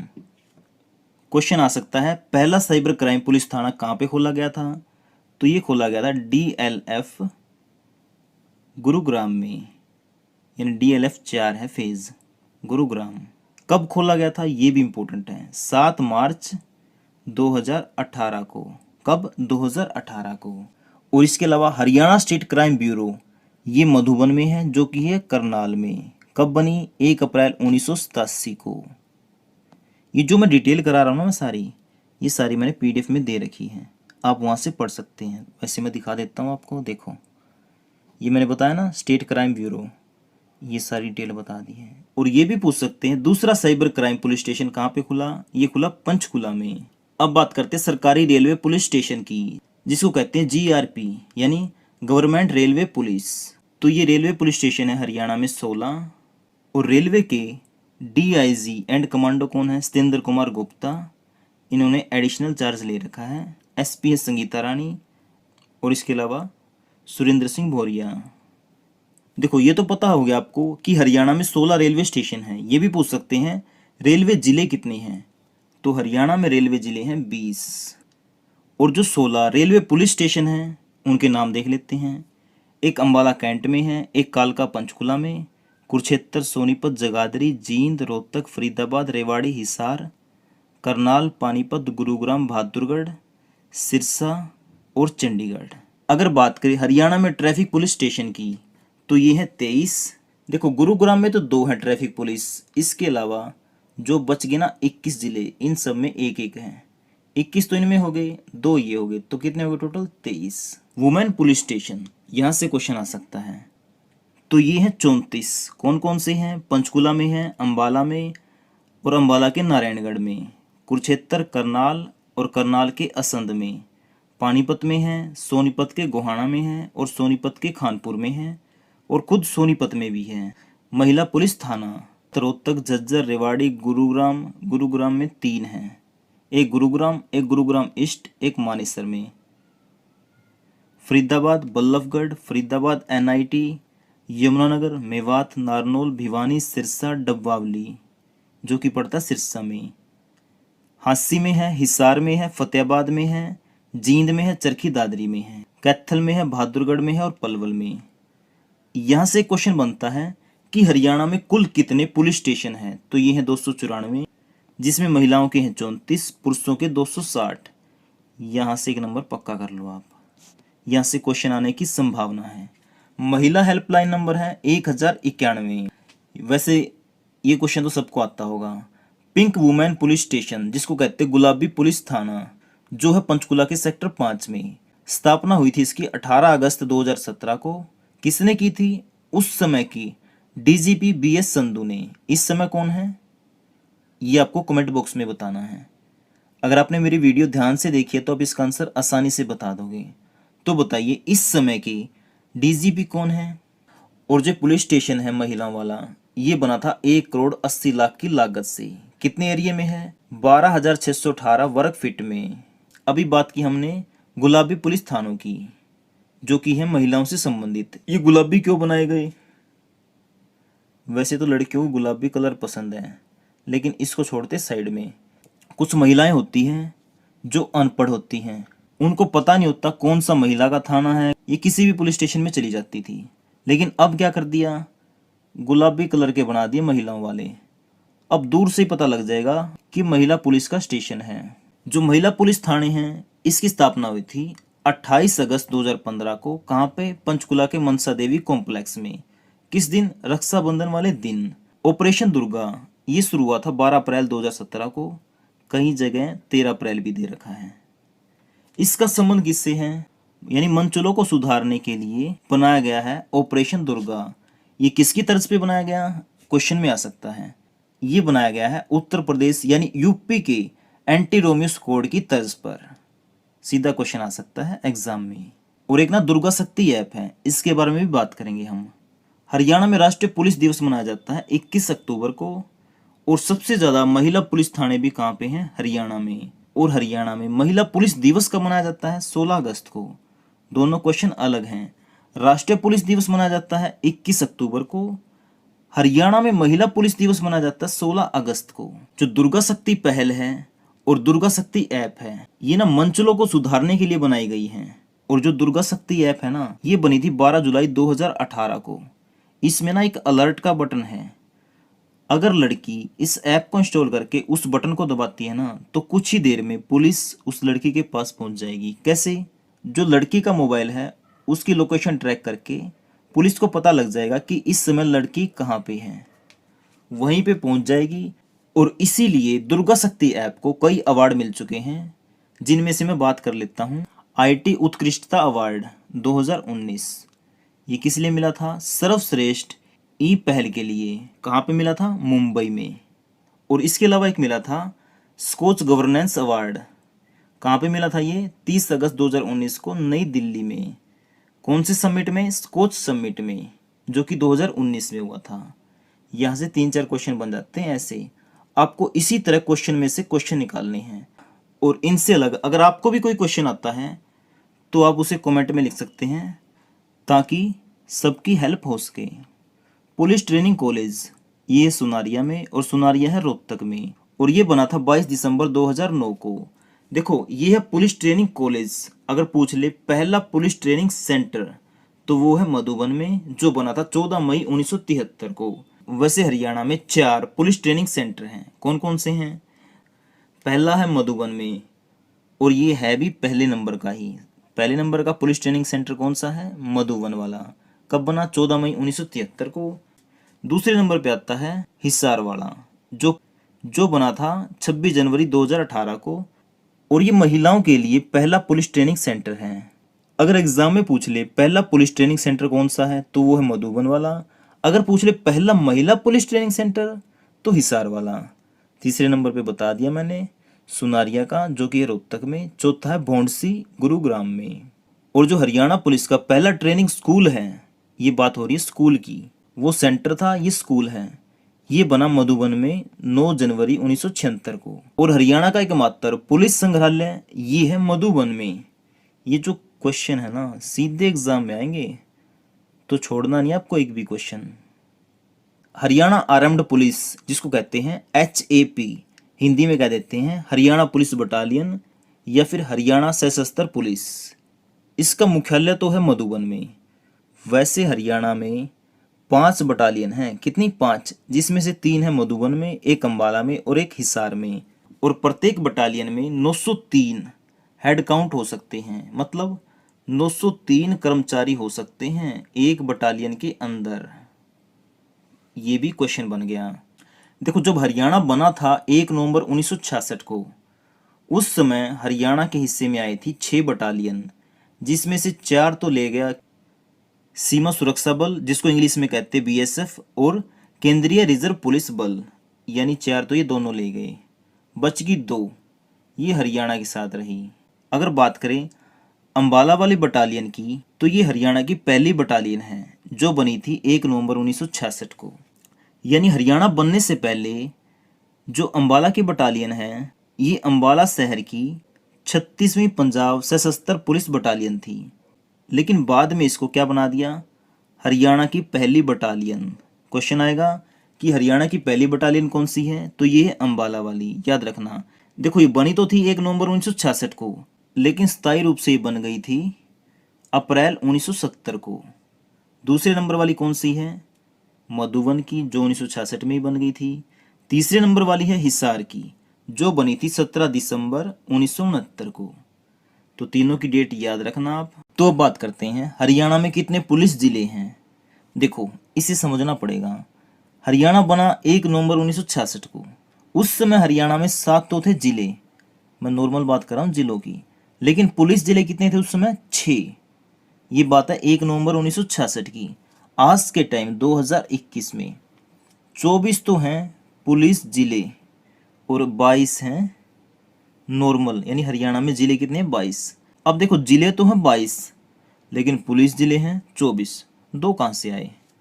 एक तो हो गया हांसी का, दूसरा हो गया मानेसर का।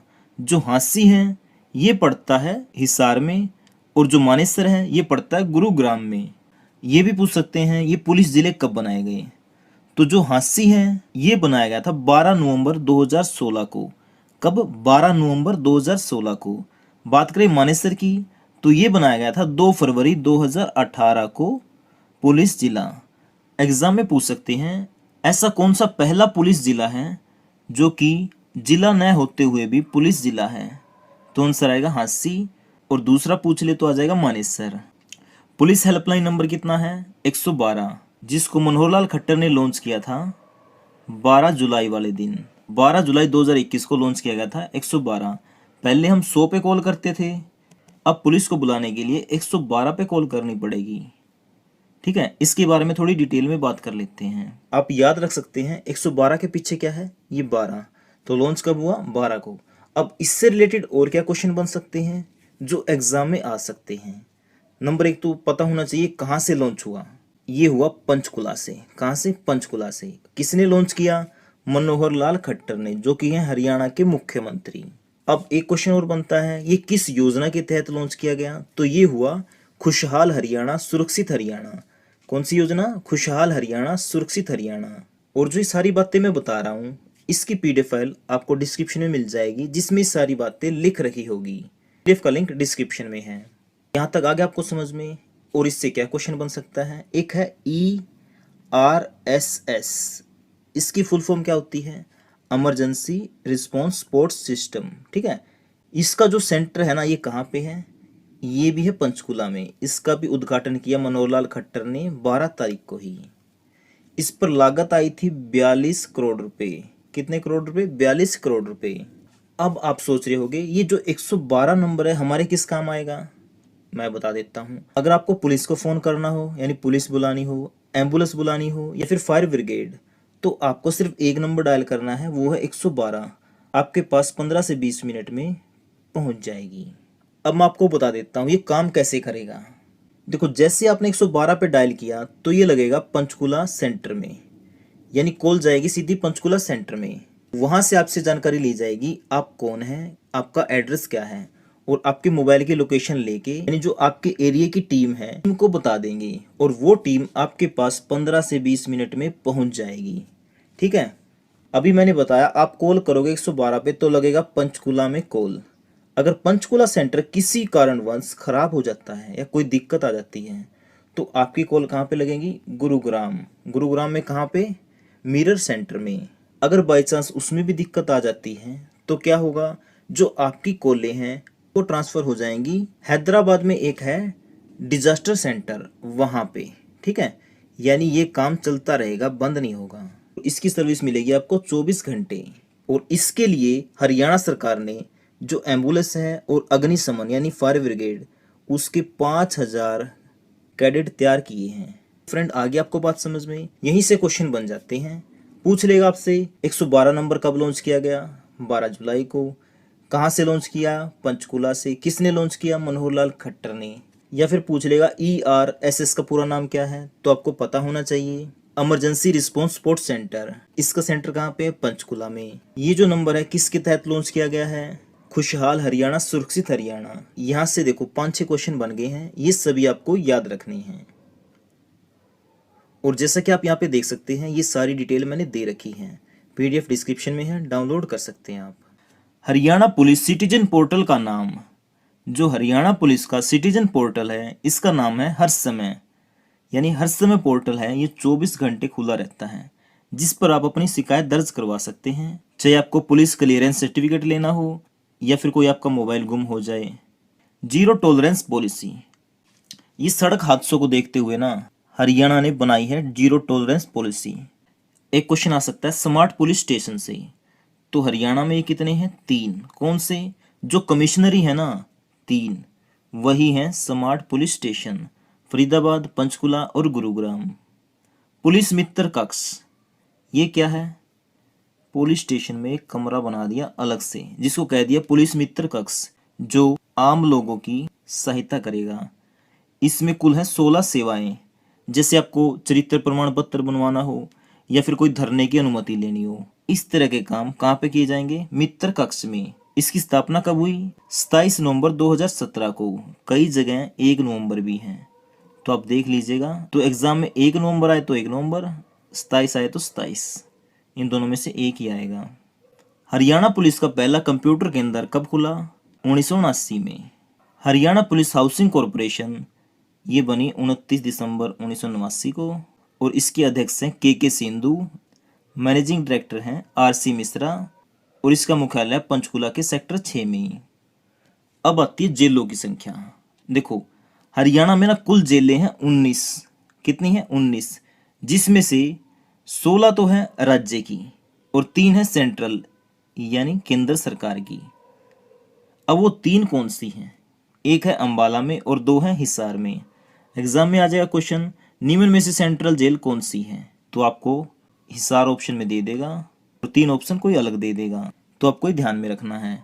अटल सेवा केंद्र शुरू करने वाली जेल, तो पहली जेल कौन सी है? ये जींद वाली जेल है। कोरोना मरीज की देखभाल करते हुए अगर किसी पुलिसकर्मी की जान चली जाती है ना, तो हरियाणा सरकार उसे 30 लाख रुपए तक की बीमा राशि देगी। और इस समय हरियाणा पुलिस में ना महिलाओं का प्रतिशत कितना है? 10%। अगर हरियाणा में 100 कर्मचारी हैं तो 100 में से 90 है पुरुष और 10 हैं महिलाएं। ठीक है फ्रेंड। हरियाणा पुलिस के द्वारा कुछ अभियान चलाए गए हैं जिनके बारे में बात कर लेते हैं, क्योंकि एग्जाम में सीधा पूछ सकते हैं। सबसे पहले है मन में लॉकडाउन। ये किससे संबंधित है? लोगों को कोरोना के प्रति जागरूक करने के लिए ये अभियान चलाया गया हरियाणा पुलिस के द्वारा। हर घर लक्ष्मी, ये शुरू किया था 2020 में दिवाली के अवसर पर। इसमें क्या था?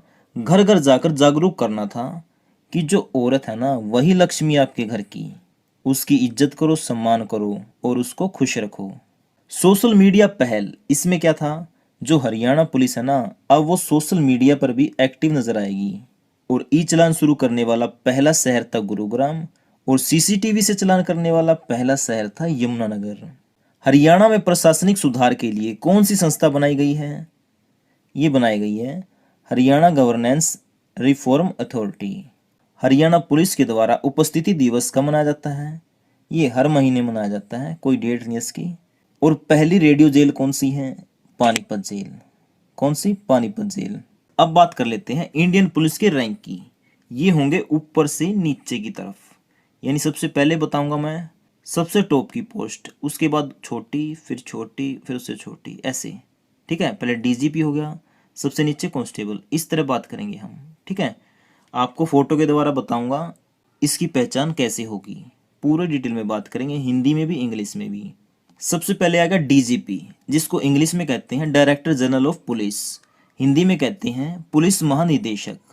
और इसके कंधे पे होता है ये राष्ट्रीय प्रतीक और तलवार और डंडा। और ये ना राज्य का या फिर किसी केंद्र शासित प्रदेश का, जिसे कहते हैं यूनियन टेरिटरी, इसमें ना पुलिस बल का मुखिया होता है, यानी सबसे बड़ा कौन होता है? DGP, यानी इसको स्टेट पुलिस चीफ भी कहते हैं। अगर बात करें SDGP की, तो इसको इंग्लिश में कहते हैं special director general of police, Hindi में विशेष पुलिस महानिदेशक। जिसकी पहचान कैसे होगी? सेम, DGP और SDGP दोनों के कंधे पर ये सेम निशान होते हैं, राष्ट्रीय प्रतीक चिन्ह, तलवार और डंडा। अगर बात करें ADGP की, यानी additional director general of police, Hindi में कहते हैं अतिरिक्त पुलिस महानिदेशक, ये भी होता है IPC रैंक का। इसकी भी पहचान सेम होती है DGP के बराबर की, यानी इसके कंधे पे भी DGP की तरह राष्ट्रीय प्रतीक होता है और तलवार और डंडा। अगर बात करें आईजी की, यानी इंस्पेक्टर जनरल ऑफ पुलिस, जिसको हिंदी में कहते हैं पुलिस महानिरीक्षक, इसकी पहचान कैसे करेंगे आप? एक स्टार होगा और तलवार और डंडा। बात करें डीआईजी की, इसको हिंदी में कहते हैं उप महानिरीक्षक और इंग्लिश में deputy inspector general of police, और इसकी पहचान कैसे करोगे आप? राष्ट्रीय प्रतीक और 3 स्टार। अगर बात करें एसएसपी की, इसको इंग्लिश में कहते हैं सीनियर सुपरिटेंडेंट ऑफ पुलिस और हिंदी में वरिष्ठ पुलिस अधीक्षक। इसकी पहचान कैसे करेंगे? ये राष्ट्रीय प्रतीक होता है और इसमें होते हैं 2 स्टार। अगर बात करें एसपी की, सुपरिटेंडेंट ऑफ पुलिस, इसको कहते हैं पुलिस अधीक्षक, और एसपी से नीचे होते हैं डीएसपी या फिर एएसपी। एसपी की पहचान कैसे होगी? राष्ट्रीय प्रतीक और 1 स्टार। एएसपी की बात करें, इसकी पहचान कैसे करोगे आप? सिर्फ राष्ट्रीय प्रतीक होगा इसके पास। और डीएसपी की बात करें, जिसको हिंदी में कहते हैं पुलिस उप अधीक्षक, डीएसपी के क्या मिलेंगे? 3 स्टार। और पीआई यानी पुलिस इंस्पेक्टर की बात करें तो इस पे क्या होता है? होते तो 3 स्टार हैं, लेकिन ऊपर लाल पट्टी फिर नीचे नीली पट्टी। और एसआई की बात करें, सब इंस्पेक्टर की, तो इसके ना 2 स्टार होते हैं, लाल पट्टी और नीली पट्टी। बात करें एएसआई की, तो इसके पास होता है 1 स्टार और उसके नीचे लाल और नीली पट्टी। और उसके बाद आते हैं हेड कांस्टेबल, और फिर उससे नीचे सीनियर कांस्टेबल, और फिर होता है पुलिस कांस्टेबल, जिसके कोई स्टार नहीं होता, सिंपल होती है। और जो हेड कांस्टेबल है ना, उसके मिलती हैं ये 3 पट्टियाँ या फिर ये, और सीनियर कांस्टेबल के मिलती हैं ये 2, ये वाली 2 पट्टियाँ, और एक होता है पुलिस कमिश्नर। ये ना स्टेट लेवल पर नहीं होता, ये होता है बड़े बड़े शहरों में, जैसे मुंबई में, चेन्नई में, दिल्ली में, कोलकाता में, अहमदाबाद में, यहाँ पर होता है कमिश्नर। सीपी का मतलब होता है commissioner of police, joint CP का joint commissioner of police, additional CP का additional commissioner of police, DCP का deputy commissioner of police, ACP का असिस्टेंट कमिश्नर ऑफ पुलिस, और उसके अलावा इंस्पेक्टर आ जाता है, सब इंस्पेक्टर, और फिर एएसआई यानी assistant sub inspector, head constable, senior constable, फिर कांस्टेबल, इस तरह होते हैं। अब देखो, जो कमिश्नर है और डीजीपी है, इसमें अंतर क्या होता है? जो डीजीपी है ना, ये किसी राज्य का प्रमुख मिलेगा आपको, ठीक है, लेकिन कमिश्नर जो है ये किसी शहर का प्रमुख मिलेगा, जैसे मुंबई हो गया, गुड़गांव हो गया। एग्जाम्पल के तौर पे देखो, मुंबई में होगा कमिश्नर, लेकिन पूरे महाराष्ट्र में कौन होएगा? डीजीपी। और आपने सुना होगा एसएचओ यानी स्टेशन हाउस ऑफिसर, यानी किसी थाने का ऑफिसर होता है एसएचओ। ये इंस्पेक्टर हो सकता है, अगर छोटा थाना है तो वहाँ पर एसआई को भी एसएचओ बना सकते हैं। डीएम डिस्ट्रिक्ट मजिस्ट्रेट यानी जिला अधिकारी, SDM sub divisional magistrate, DC district collector यानी जिला collector, DSP deputy superintendent of police यानी उप पुलिस अधीक्षक। इसके अलावा SDO sub divisional officer, BDO block development officer. Haryana के किस डीजीपी का कार्यकाल सबसे लंबा रहा था? तो बताइए इसका आंसर क्या आएगा? तो फ्रेंड, इसका आंसर आ जाएगा एसके पुरी। आंसर क्या होगा? सी। कौन थे? एसके पुरी। अगला क्वेश्चन है, हरियाणा के कौन से नंबर के डीजीपी का कार्यकाल सबसे लंबा रहा था? तो आंसर क्या आएगा? पहले नंबर के। आंसर क्या होगा? ए, यानी एसके पुरी कौन से नंबर के डीजीपी थे? पहले नंबर के। अगला क्वेश्चन है, 1 नवंबर 1966 से लेकर 21 नवंबर 1975 तक डीजीपी के रूप में सबसे लंबा कार्यकाल किसका रहा था? यानी क्वेश्चन घुमा फिरा के दे देगा, इसलिए अगर आप इनका रिवीजन करोगे तो कितना भी घुमा के क्वेश्चन दे दे आप फिर भी सही करके आओगे। तो आंसर क्या आएगा इसका? एसके पुरी। आंसर क्या होगा? सी। अगला क्वेश्चन है, वर्तमान में हरियाणा के नए डीजीपी कौन हैं? तो ये कौन है बताइए? तो फ्रेंड, ये है प्रशांत कुमार अग्रवाल। आंसर क्या होगा? ए।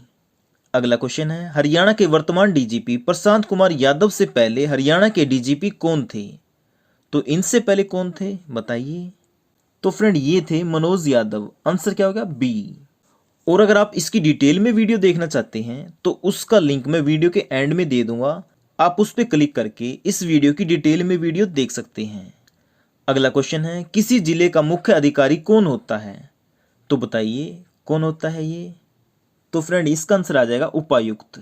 आंसर क्या होगा सी, जिसको कहते हैं डिप्टी कमिश्नर।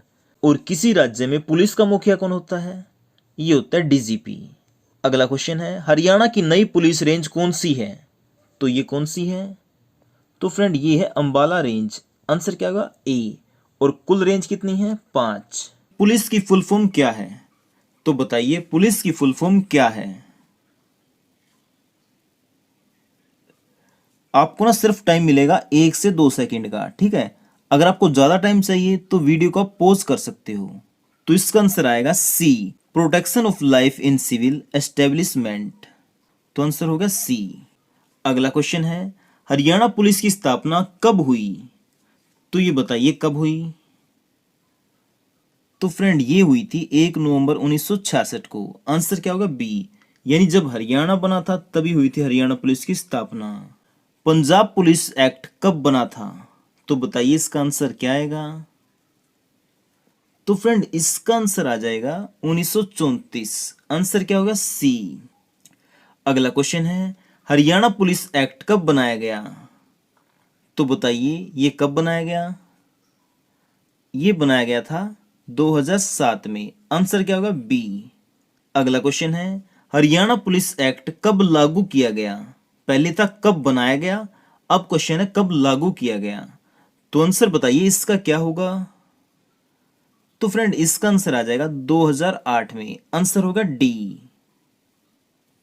अगला क्वेश्चन देख लेते हैं, भारतीय पुलिस अधिनियम कब लागू हुआ, तो बताइए भारतीय पुलिस अधिनियम कब लागू हुआ। ये भारतीय है, ठीक है। भारतीय पुलिस अधिनियम कब लागू हुआ, तो ये हुआ था 1861 में। आंसर क्या होगा ए। वारेन हेस्टिंग ने कब पुलिस शासन की रूपरेखा तैयार की, तो इसका आंसर क्या आएगा। तो आंसर आ जाएगा इसका 1781 में। आंसर क्या होगा बी। लॉर्ड कॉर्नवालिस ने स्थायी पुलिस दल की स्थापना कब की, तो बताइए इसका आंसर क्या होगा। तो आंसर आ जाएगा इसका 1793। आंसर होगा डी। पुलिस का जन्मदाता किसे कहा जाता है, तो बताइए इसका आंसर क्या होगा। तो फ्रेंड इसका आंसर आ जाएगा लॉर्ड कॉर्नवालिस। आंसर होगा सी। पुलिस कौन सी भाषा का शब्द है, तो बताइए इसका आंसर क्या होगा। तो ये है फ्रेंच भाषा का। आंसर होगा सी। भारतीय सिविल सेवा का जनक किसे कहा जाता है, तो ये किसे कहा जाता है बताइए। तो फ्रेंड ये कहा जाता है लॉर्ड कॉर्नवालिस को। आंसर होगा सी। आईसीएस यानी इंडियन सिविल सर्विस का गठन किस एक्ट के तहत किया गया, तो इसका आंसर क्या होगा। इसका आंसर आ जाएगा 1861। तो आंसर क्या होगा ए।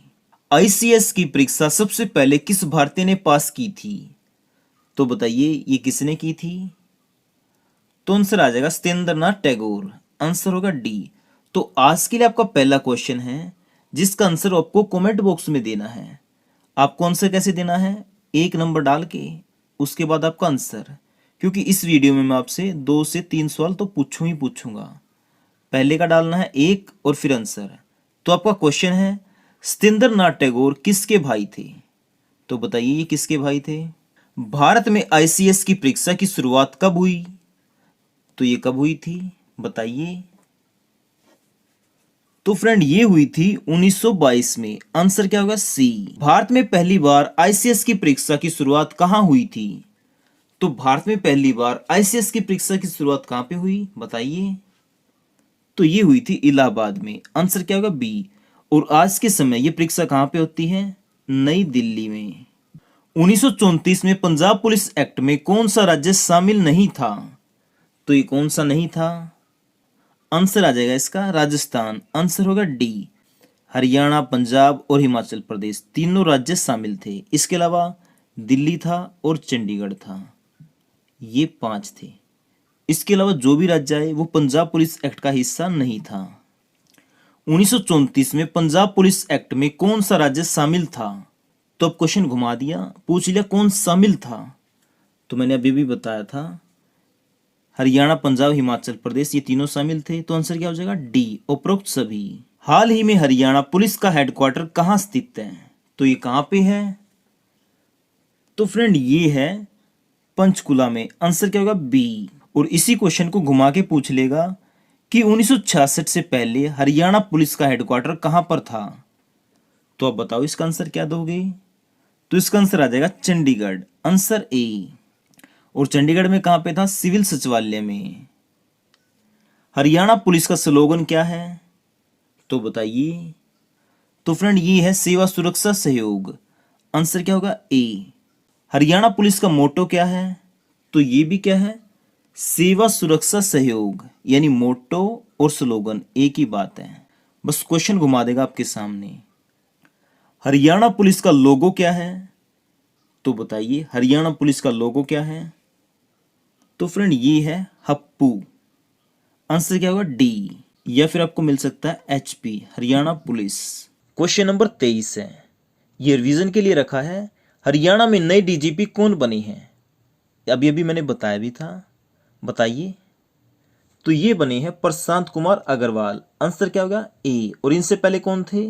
मनोज यादव। और सबसे पहले यानी पहले नंबर के कौन थे? SK पुरी। तो ये सभी बातें आपको ध्यान में रखनी है। और इसकी PDF फाइल का लिंक मैंने डिस्क्रिप्शन में दे दिया है, आप वहां से डाउनलोड कर सकते हैं। तो जो DGP होता है इसको कहते हैं director general of police, Hindi में कहते हैं पुलिस महानिर्देशक। और ये किसी राज्य या फिर केंद्र शासित प्रदेश का पुलिस बल का मुखिया होता है, ठीक है, यानी हेड। हाल ही में हरियाणा पुलिस में कर्मचारियों की कुल संख्या कितनी है? बताइए। तो फ्रेंड ये है 76,748। Answer C. 1 नवंबर 1966 में हरियाणा पुलिस में कर्मचारियों की कुल संख्या कितनी थी? तो इसका आंसर क्या आएगा? ये आ जाएगा 12,165। Answer A. पुलिस प्रशासन किसके अंडर काम करता है? तो बताइए इसका आंसर क्या होगा?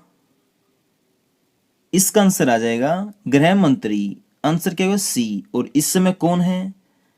ये आपके लिए होगा दूसरा क्वेश्चन। तो बताइए इस समय हमारे गृह मंत्री कौन है? तो आपको आंसर देना है कमेंट बॉक्स में। हरियाणा के किस जिले में सबसे अधिक पुलिस स्टेशन हैं? तो इसका आंसर क्या होगा? इसका आंसर आ जाएगा गुरुग्राम। Answer B. कितने हैं? 36। हरियाणा में कितनी पुलिस कमिश्नरी हैं? ये है 3। कौन कौन सी? गुरुग्राम, फरीदाबाद और पंचकुला। हरियाणा में कितनी पुलिस रेंज हैं? तो ये कितनी है बताइए? ये है 5। और निम्न में से कौन सी पुलिस कमिश्नरी नहीं है? तो बताइए इसका आंसर क्या होगा? ये आ जाएगा डी, अंबाला। निम्न में से कौन सी पुलिस रेंज नहीं है? तो इसका आंसर बताइए क्या होगा? ये आ जाएगा पंचकुला।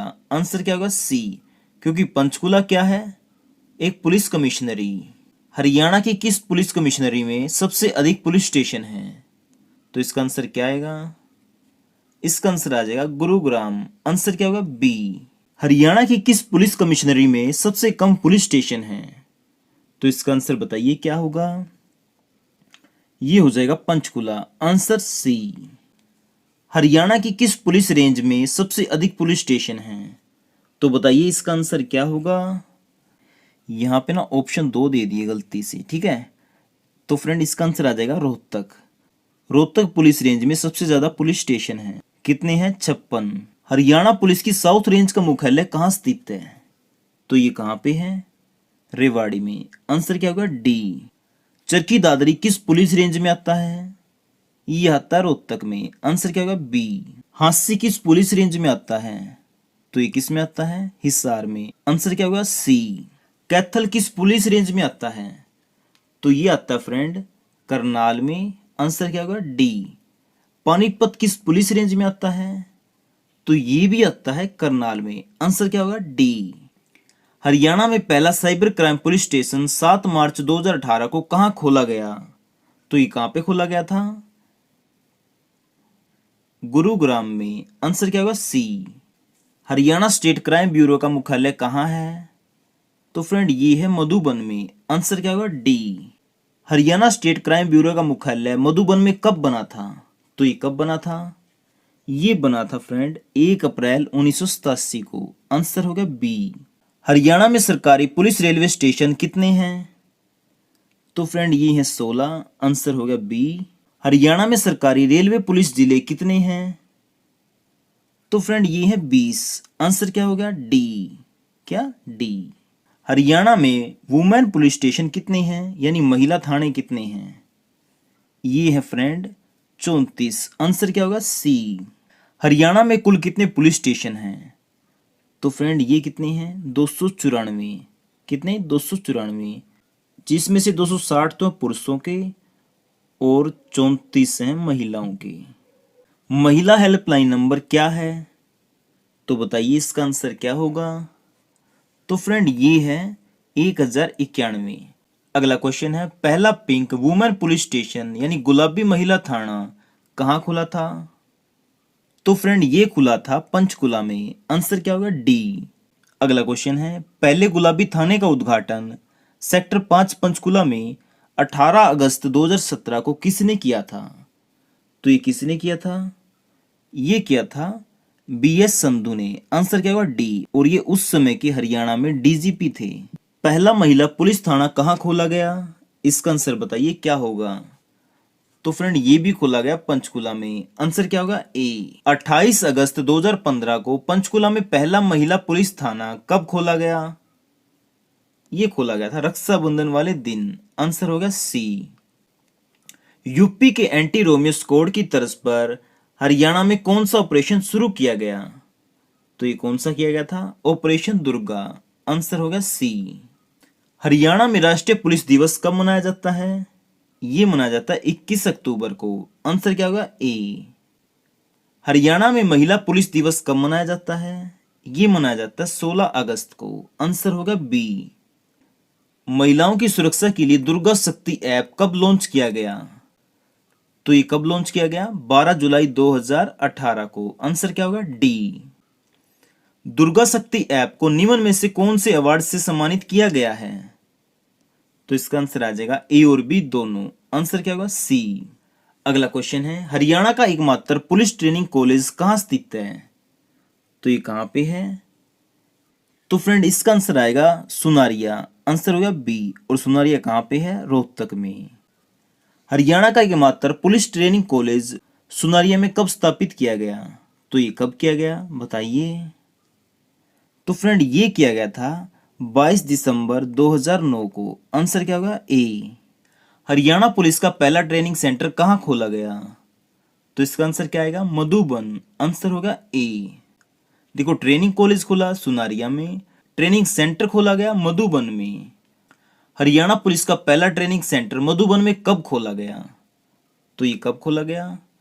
14 मई 1973 को। आंसर क्या होगा? ए।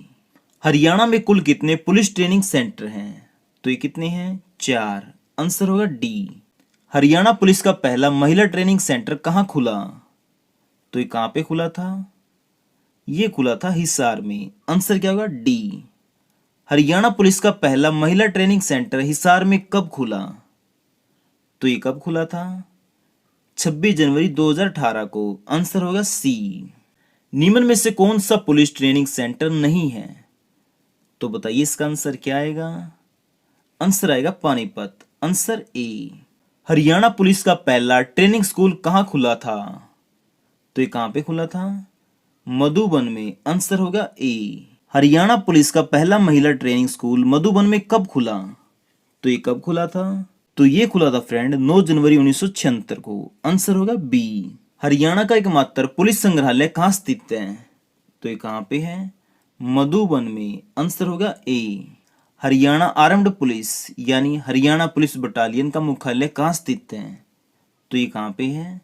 ये भी है फ्रेंड मधुबन में। आंसर होगा ए। अगला क्वेश्चन है, हरियाणा पुलिस बटालियन की कितनी बटालियन है?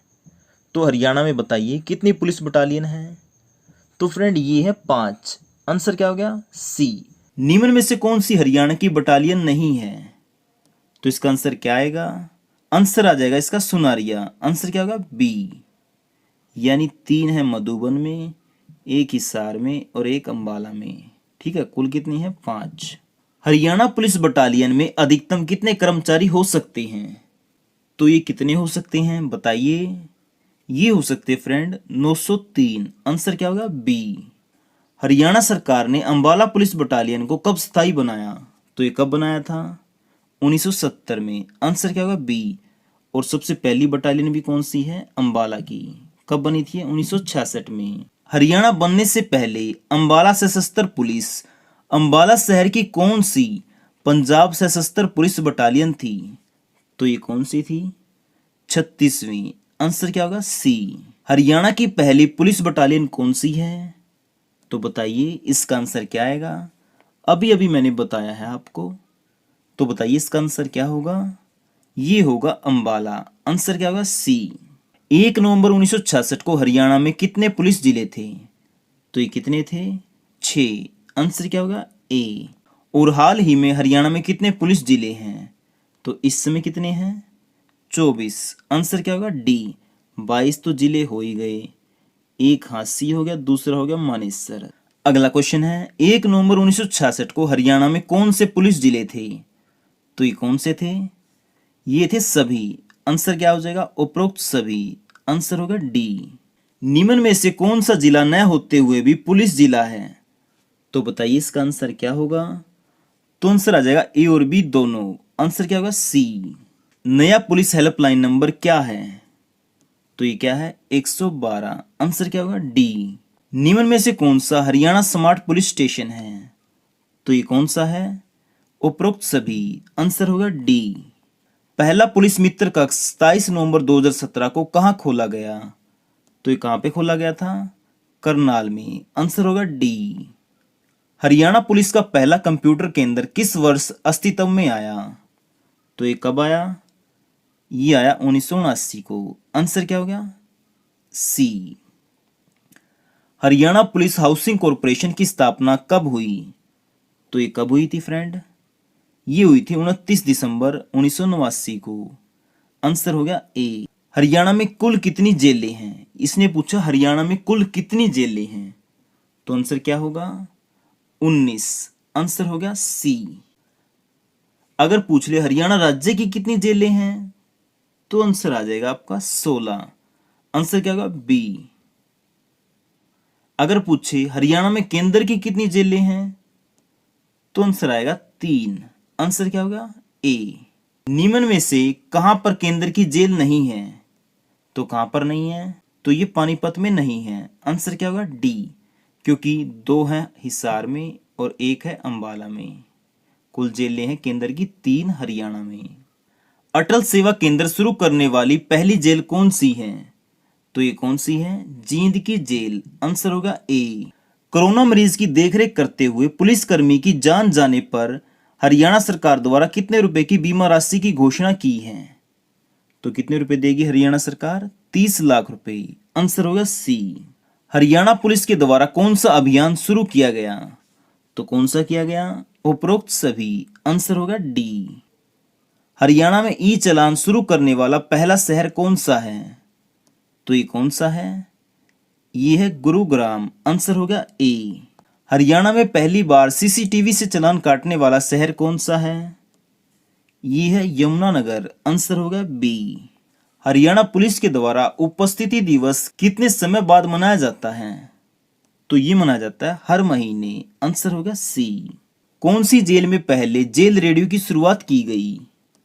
तो ये की गई पानीपत जेल में। आंसर होगा डी। हरियाणा में ट्रैफिक पुलिस स्टेशन कितने हैं? तो बताइए। तो फ्रेंड ये है 23। आंसर होगा D. Director general of police यानी डीजीपी, इसको हिंदी में क्या कहते हैं? इसको कहते हैं पुलिस महानिदेशक। आंसर होगा ए। और special director general of police यानी एसडीजीपी, इसको हिंदी में क्या कहते हैं? इसको कहते हैं विशेष पुलिस महानिदेशक। आंसर होगा बी। एडीजीपी यानी additional director general of police, इसको हिंदी में क्या कहते हैं? अतिरिक्त पुलिस महानिदेशक। आंसर होगा C. Deputy inspector general of police यानी डीआईजी, इसको हिंदी में क्या कहते हैं? बताइए। ये कहते हैं उप महानिरीक्षक। आंसर होगा डी। किसी राज्य में पुलिस बल का मुखिया कौन होता है? तो बताइए इसका आंसर क्या आएगा? तो फ्रेंड ये आ जाएगा डीजीपी। आंसर होगा बी। तो आज के लिए आपका तीसरा क्वेश्चन है, जो डीजीपी है ये इस समय हरियाणा में कौन है? तो बताइए ये कौन है। और चौथा क्वेश्चन है डीजीपी की फुल फॉर्म क्या है। तो फ्रेंड इस वीडियो में इतना ही। उम्मीद करता हूँ आपको वीडियो पसंद आया होगा। अगर वीडियो पसंद आया तो प्लीज़ वीडियो को लाइक और शेयर जरूर करें। अगर आपको हरियाणा पुलिस के एग्जाम के लिए नोट्स चाहिए तो उसका लिंक मैंने डिस्क्रिप्शन में दे दिया है।